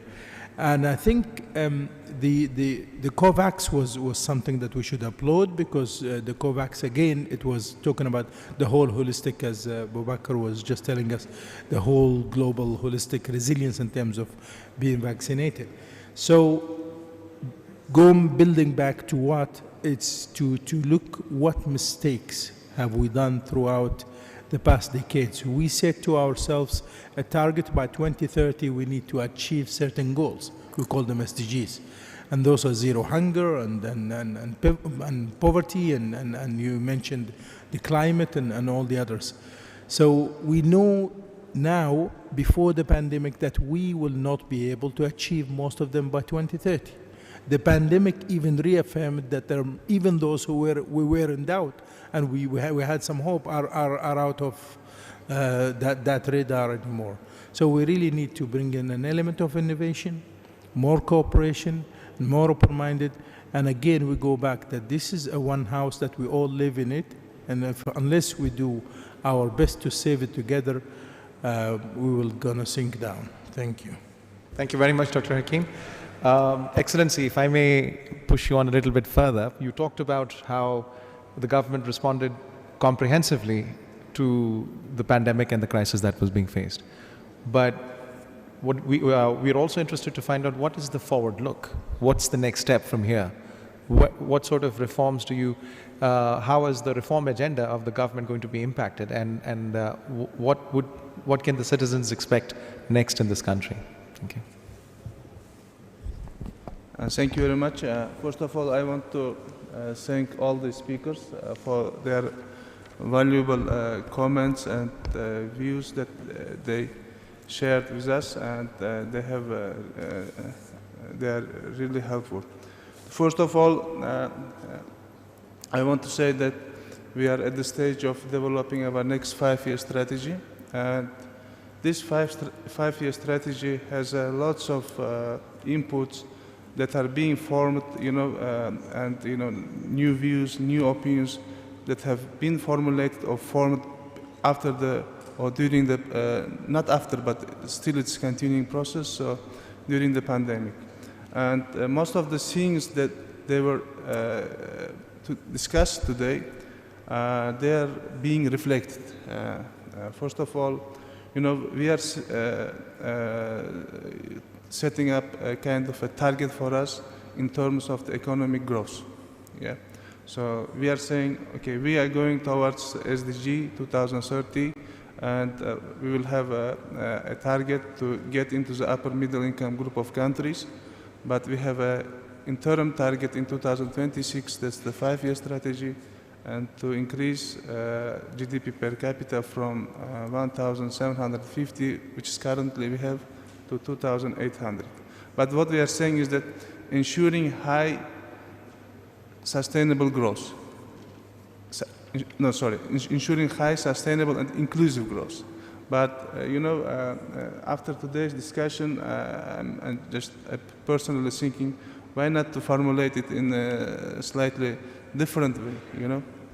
High sustainable and inclusive growth, which leads to better resilience, or to improve or increase the resilience. That's the important thing that we have to coin at the beginning of our strategy or our program. I think it plays a key role. And we have spoken about building strengthening the social assistance system, social support system, investing in human capital, And these are the things that very important. And when we are talking about the growth and making it inclusive, we are putting more pressure, more concentration or more attention on investing in human capital. So Uzbekistan has a very strong potential in terms of getting a better demographic dividends. Almost around 60% of the population there at the working age population. So, and the number of the population is increasing, but this is the key factor. If we better invest in human capital, in knowledge, in skills, it will give us lots of dividend. And in terms of green economy, it's not something that we became, everyone is saying in these meetings, etc. One of the speakers, they said it became a kind of a necessity. And what drives the economic growth in the 5 year, in our understanding? This is the huge issue here is that energy efficiency and energy sufficiency as well. And from where we get, Dr. Hakeem already provided several solutions for that, but that's the renewable energy source, and we have lots of potential for that. And we started, to implement new projects for electricity generation from solar power, from wind energy, and we have to go forward with this. And the second thing that we spoke about the food security. Food security. The climate change is bringing us, to a huge challenge, a huge problem. This is the water scarcity, and especially in our region, in Uzbekistan as well. And this is also we have to think. We have to start to think yesterday, and this is the problem that's already telling about itself, and it's also in the context of green and investing in knowledge and investing in better infrastructure, how we can use the deficit water resource efficiently towards the providing the better productivity in the agriculture sector. It's also important. Land is also limited. Population is increasing around 650,000. Besides that, the incomes are increasing, and it's a challenge. And you have to think in the context of a green way. Green is not a kind of color. It's a way of. It has become a new way of economic thinking, and using the resource efficiently, human resource, natural resource, everything. And this is something that not only the one country has to do, not only the region, but huge all over the world that we have to do. And these are the things are being reflected in our next 5 year strategy. Again, we will move from the way like increasing the productivity, resource efficiency, and investing in human capital. And very important thing that we recently achieved with the support of different IFIs, and UNICEF was also very helpful in introducing a methodology of new poverty line. This is very important in organizing our work, because we are now able to integrate this criteria with the single social registry, and to define the target group of the people. But it's not only the target group of the people, but this is the approach that we have been using, and we are going to change. Until now, we have been providing the social support to families. Now the change has changed. Now we are not targeting the families, but we are targeting the children in the families, number of the children. So this is the totally different. So it's also one element towards moving towards the resilience. And so after introducing this criteria, we started to increase the minimum pensions and social payments as well. So these are the first steps, and we have to move towards by improving and elaborating our practice, not only working with the people just below the line, but who are just above the line as well. So this is in the short note. Thank you. Thank you very much, Excellency. Now I'd like to open up the floor. We have a tremendous online audience as well, in addition to live audience. This is what's going to be slightly different now. We're not just taking questions on the chat, we're also taking questions in person. So Al-Hadi, if you want to circulate the mic around, and if you, while you mention your question, please also state your name, and if you have any specific panel member that you want to address the question to. I can see on the left-hand side the gentleman over there. If someone can provide him the mic, yes, thank you.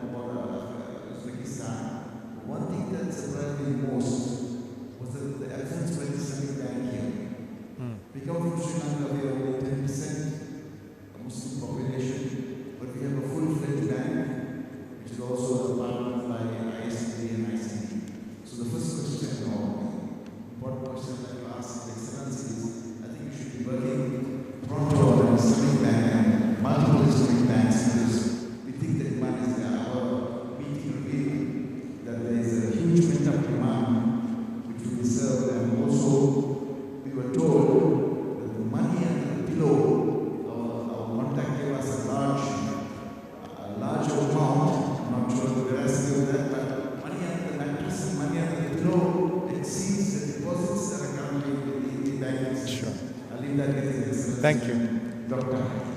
Thank you very much. And I just invite questions which are also short and sharp. Are there any other questions? We'll take two at the same time, 2 or 3 at the same time.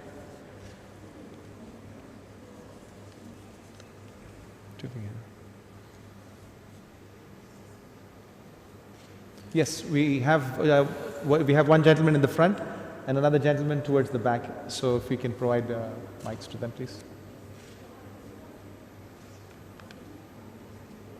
Thank you very much. Dr. Jamil from Sudan is a gentleman involved in that. My question was to His Excellency, Mr. Dr. Bokovic, that I pronounce it exactly. You have been talking about the unification. I just want to know what you mean by unification. Do you have looked about the exchange rate which have been fluctuating in the country? And the second thing you have been talking about is the effort you have made by using taxes to minimize or to mitigate the risk of which will incur the people of the local and the small investors. So the mechanism have been used. It was really actually successful, and it can be reflected in the gross of the GDP of the Uzbekistan. So if you illustrate this, I will thank you very much. Thank you very much. And we have one more question right at the front. So I'll ask Dr. Hakeem and yourself, and Dr. Abid can also come in. After the question, I'll invite you as well. Okay. Can we have the mic given to the gentleman in the front? Thank you.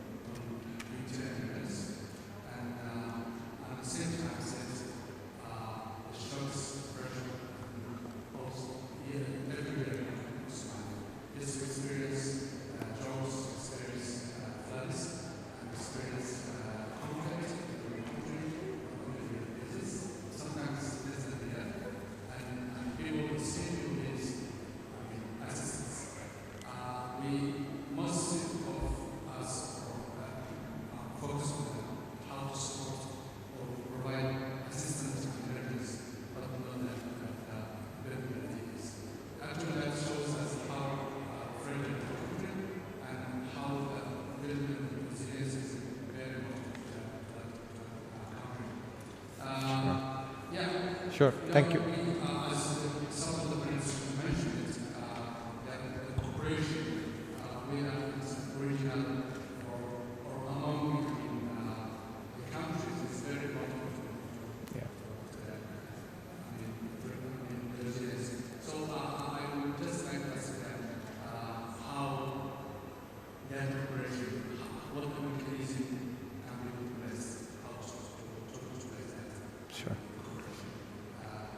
Thank you very much. Thank you very much for these three questions.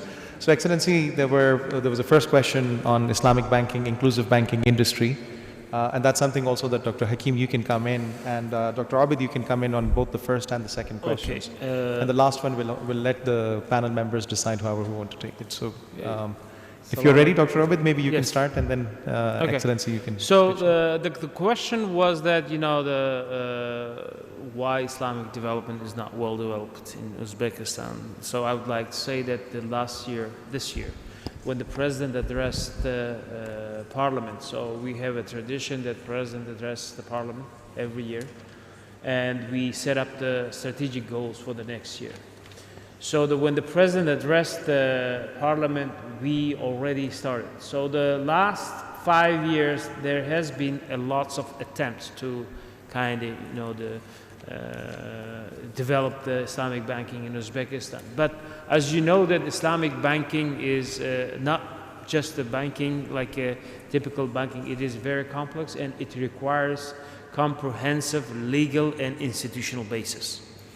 So in Uzbekistan, as you know, that Uzbekistan was 70 years the part of the Soviet Union. After that, we are developing this new institutions and the new infrastructure systems. So right now in Uzbekistan, just, you know, in one day or in 1 year to develop Islamic banking, it will be very difficult. So that's why President already initiated. We have already plans. So this year, we small financing institutions, microfinancing institutions already should start providing this, you know, the Islamic banking. And we know that what is the capacity of the people.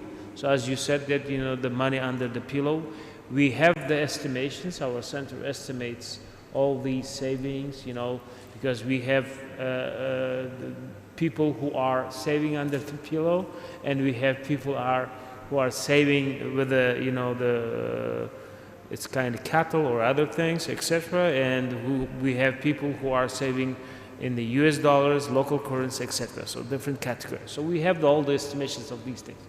So one thing is like, it is not about the Islamic banking, it is about, you know, the trust, I think, you know. So as you can see that during the last 5 years, deposits to the commercial banks increased not 1 or 2 or 3 times. It increased 4 or 5 times. So as you can see that the trust to the banking sector is increasing, improving. So this is also kind of trust issues are getting better.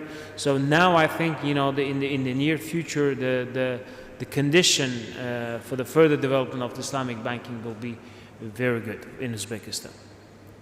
Thank you. If I just say something on the same topic, and allow me, Dr. Obaid, to maybe partially disagree that trust will not be everything, and I fully agree with our brother from Bangladesh or Sri Lanka on the need for Islamic banking. It has to be seen from a financial inclusion perspective. At FAO, we very much focus on the development of rural areas. And when it comes to financial inclusion, there are areas that are specific to certain faith beliefs of the communities in the areas, and they might have restrictions even if they build the trust. With the conventional banking system, they may not bring all the under the below monies into the banking system. So it has to be seen as a very broad perspective. Countries in Europe, UK has one of the sophisticated Islamic banking systems working very well. Luxembourg took it on to the parliament and they legalized it, they legislated. And still some of the countries, members of the ISDB, you have the annual meeting here in the region, are going very slow. I hear for the last at least 8 years when I was in ISDB, many of the countries' central banks are approaching, asking for doing a legal review on the legal framework. I think the need to think of it as an inclusion system or ecosystem that would bring all the citizens into the capacity and provide them with their needs. So it also addresses their needs.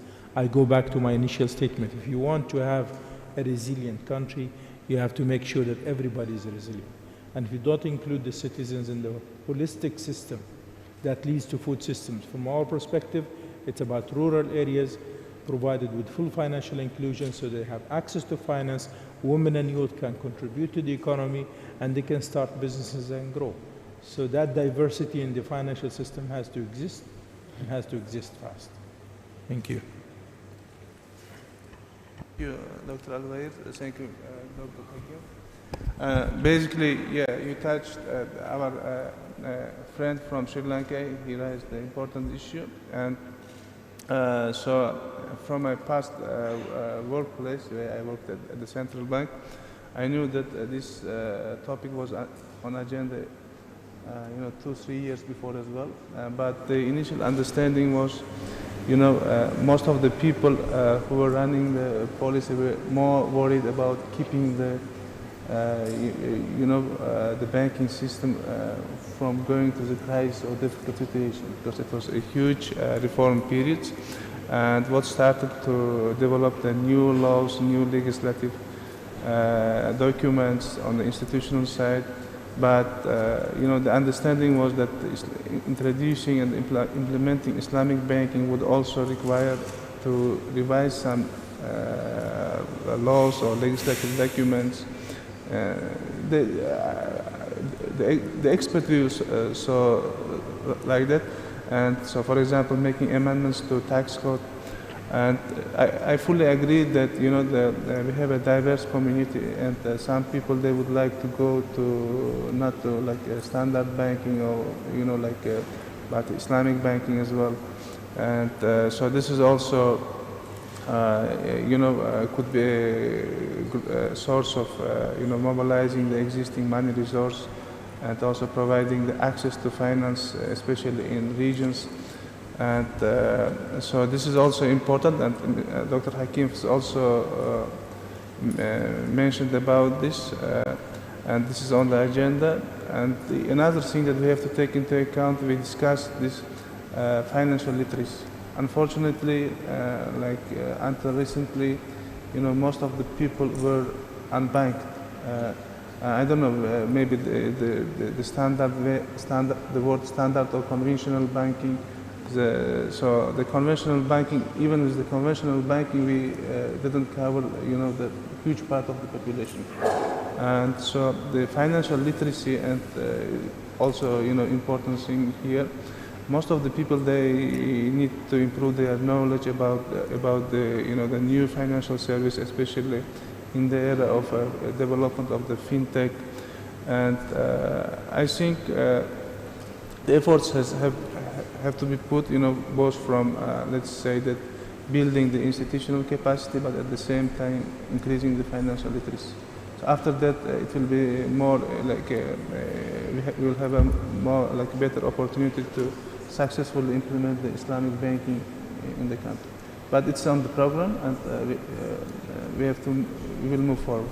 Thank you very much. Sorry for the time, but I don't want to drop this. Okay, Dr. I was at the ISDB overseeing global advocacy and international relations, and I know that the Central Bank of Russia signed an agreement with the ISDB, and they've started on the first year introducing Islamic banking services through their banking system, and they were very keen to do it on financial inclusion, and most importantly, to be able to be ready to provide Islamic banking services to Central Asia region.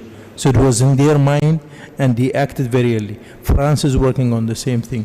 So we should move fast, because there are countries who are not part of the OIC, and they're moving fast. They knew the value that the Islamic finance is bringing to financial inclusion of all the categories and people, and also opening diversity of service. Thank you. Sure. Thank you very much. And just to sort of keep the conversation flowing, and we will have to, yes, we have two more questions to address. There was a question also from on Somalia and the fragility. I wonder if maybe Dr. Abu Bakr or Abdi, if you would be comfortable in taking that question and responding to that comment.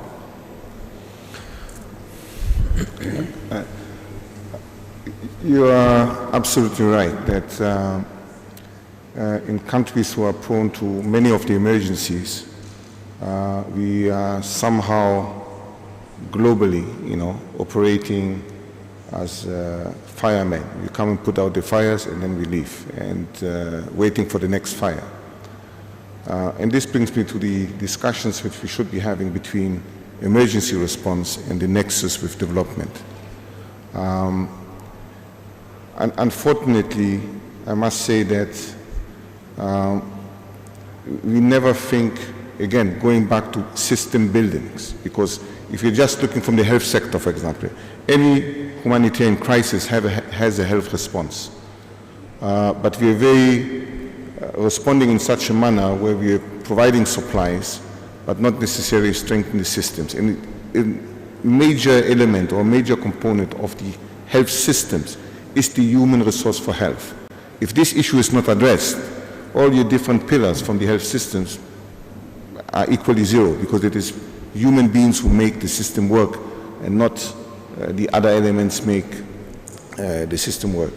So I think that's, again, I think when we had the Ebola crisis, we were complaining about the health systems. When we had the HIV/AIDS epidemic at the beginning, we were complaining about the health system, and we created vertical programs. We had the global programs for HIV/AIDS. On Ebola, we had a somehow vertical program again to respond to HIV/AIDS. And with COVID-19, if we're making the same mistakes, if we have a next pandemic, and there will be a future pandemic coming, so rest assured about that, we are all in agreement with that, we will again complaining about the health system. So I think it is high time that we look at the systems in the health sector, address them once and for all, because if you have an efficient primary healthcare systems, it will take care of any of the pandemics which you have. You might be struggling, but you will be faster in the response. You will be, it will be cheaper in the response as well, then rather than just looking at this particular element, addressing it, and then just leave. And I think that's the mentality which we need to be getting into, and there needs to be some core issues which needs to be addressed. Human resources is one of them, and it hasn't been addressed in none of the pandemics which we have. We only have created parallel systems and moved ahead. Yes. Okay, Dr. Hakeem, you want to come in as well on that? Quickly,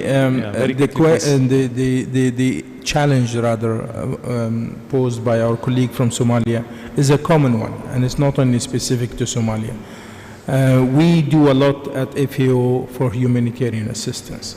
WFP do more than us, the World Food Program, and of course there are a large spectrum of NGOs and international organizations, UNDP and others do that. Now, we have to understand that it's within the state, and it's very unfortunate.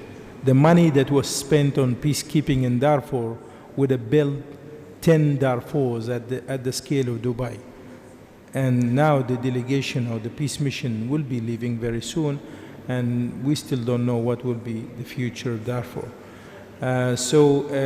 When there is a conflict and there is a humanitarian intervention, the whole process, not at the UN only, of course it's led by the UN, but globally takes a different trend and takes a different way, including where the sources of this money coming. So you cannot blend today the humanitarian aid, emergency assistance with the development long-term assistance.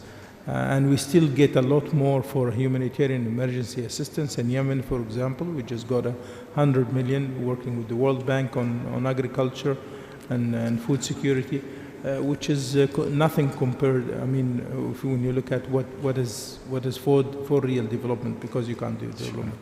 My final word, it's down to the state and the people to come together, build themselves, set up their resilience, and that is when they decide and talk to the donors where they want that money to go, either to development or to humanitarian assistance, which doesn't help much. Thank you. Thank you. Thank you, Dr. Hakeem. I was just about to wrap up, but Abdi, you want to take the floor? Only 30 seconds, please. Okay, thank you very much. Very quickly, I think the issue of humanitarian emergency versus development. As an MDB, Multilateral Development Bank, we have been active in Somalia since the inception of the civil war in 1991 up until now. We were the only MDB operating at some point in Somalia. And what we were doing was providing education, health services, water development programs that make a difference. Millions of population is in Somalia. So I think development can take place. And all the development actors, I think, should not stay away countries that are struggling with extreme fragility and active conflicts, because that is the right time they need to transform the challenge into opportunity. So I think it is possible, and I think most of the MDBs should focus on the development side, things that are bridging between humanitarian and development peace nexus, which will help the country to manage the transition from conflict to recovery. Thank you, Zaid. Thank you so much, Abdi.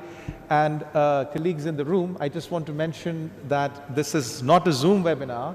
So the benefit of it is that our speakers will be available and they will be able to interact with you and take questions and elaborate more. So I do understand that one gentleman has the mic also with him. Please, in 30 seconds, if you can quickly give your question. Okay. Thank you. My name is Hakeem Alwayer. I'm actually from Palestine, prosperity and investment and development. And thank you very much. What I really wanted to say is we have the 3 R's. 3 R's actually transition. So basically, these are only short term. How can you transfer the 3 R's into 4 I's, which is investment, inclusion, implementation, and impact. So this is the idea. The idea is actually to come with an action plan that will very much transform the 3 R's into something that will make an impact on the ground, whether it's COVID, whether it's investment, whether it's Islamic banking, whether it's inclusion, any of those development projects that we are in Palestine. I would like to know how much that will have an impact on us from an Islamic point of view. Thank you very much. Thank you very much. I think that was an excellent point. How to convert the 3 R's into the 4 I's of investments, inclusion, implementation, and everything. So really appreciate that. I think that's a terrific comment on its own. We'd be able to probably meet you all and discuss these things. Yannick was mentioning once that how a couple of days ago we were just on a webinar and now we're here now in person. So we really appreciate and thank all the organizers for getting us together. It's been a terrific panel. I would like to invite our CPO, Amir Bokovic, to offer the closing remarks, but please join me in giving a round of applause for a wonderful, wonderful panel and wonderful discussion.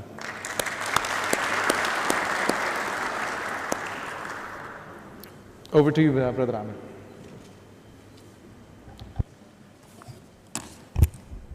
Thank you, Said. Thank you, all the panelists. It's really a wonderful feeling, a nostalgic feeling after a closure of almost 2 years now, that we are meeting live and not behind the cameras, sometimes with the tie up and the pajama down. It was a very tiring experience of these 2 years, and I'm really happy. It's a wonderful experience that we are all together again, and I hope that we will continue and that we will overcome. Just the issue of, one of the issues of resilience is our presence here today. The system was built well, the control was built well, and inshallah it will all pass in the best possible way, and we have the highest number of delegates attending. My first opening remark, I had to read the opening remarks given by my boss, the president of Islamic Development Bank. I briefed him that this event was full. He was very happy, and he conveys regards to all of you, to organizers and the panelists.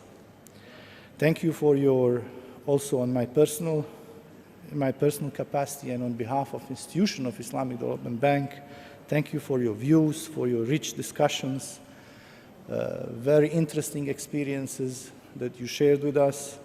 I would like to thank the team, Brother Said, Kadri, Brother Abdi, all the team involved in organizing this side event of Islamic Development Bank. Thanks to wonderful speakers, Some of them our former colleagues at Islamic Development Bank, like Brother Abdul Hakeem Alwayer. Thank you for being with us. The objective of today's event was building resilience to COVID-19, and we showed with wonderful ideas, also with our example, live example. Second was to look at innovative solutions that would strengthen institutional capacities of our member countries. And third, to share best practices and experiences in respond, restore, restart at the local, national, and regional levels, and also to launch the first ISDB Resilience Index. I think this event has achieved its goal. We have heard wonderful ideas. We even went into the realm of Islamic banking, which I was very happy to hear. I myself have been leading an Islamic banking or Islamic financial institution, Islamic bank, for the last 15 years in the country that is also not having an Islamic law. But we managed in parallel to develop the concept of Islamic banking, which was very concrete and involved all parts of Bosnia and Herzegovina, where we were implementing it. On the end, also the non-Muslims were getting included in the economy through the Islamic bank. So we hope that Uzbekistan will also benefit from this direction. Wonderful ideas, wonderful thoughts, and all the ideas that were mentioned today will be given in a summary report, which will be issued very soon after we conclude this session. So once again, it really gives me very big joy that we were together, live, not over the laptops in some corners around the world, but all together on the same place in the wonderful city of Tashkent in Uzbekistan. It is a wonderful experience to see all friends and colleagues from all over the world in the same place again. Thank you once again, and I hope you all will benefit from the numerous side events organized with the Islamic Development Bank annual meeting in Tashkent. Thank you once again.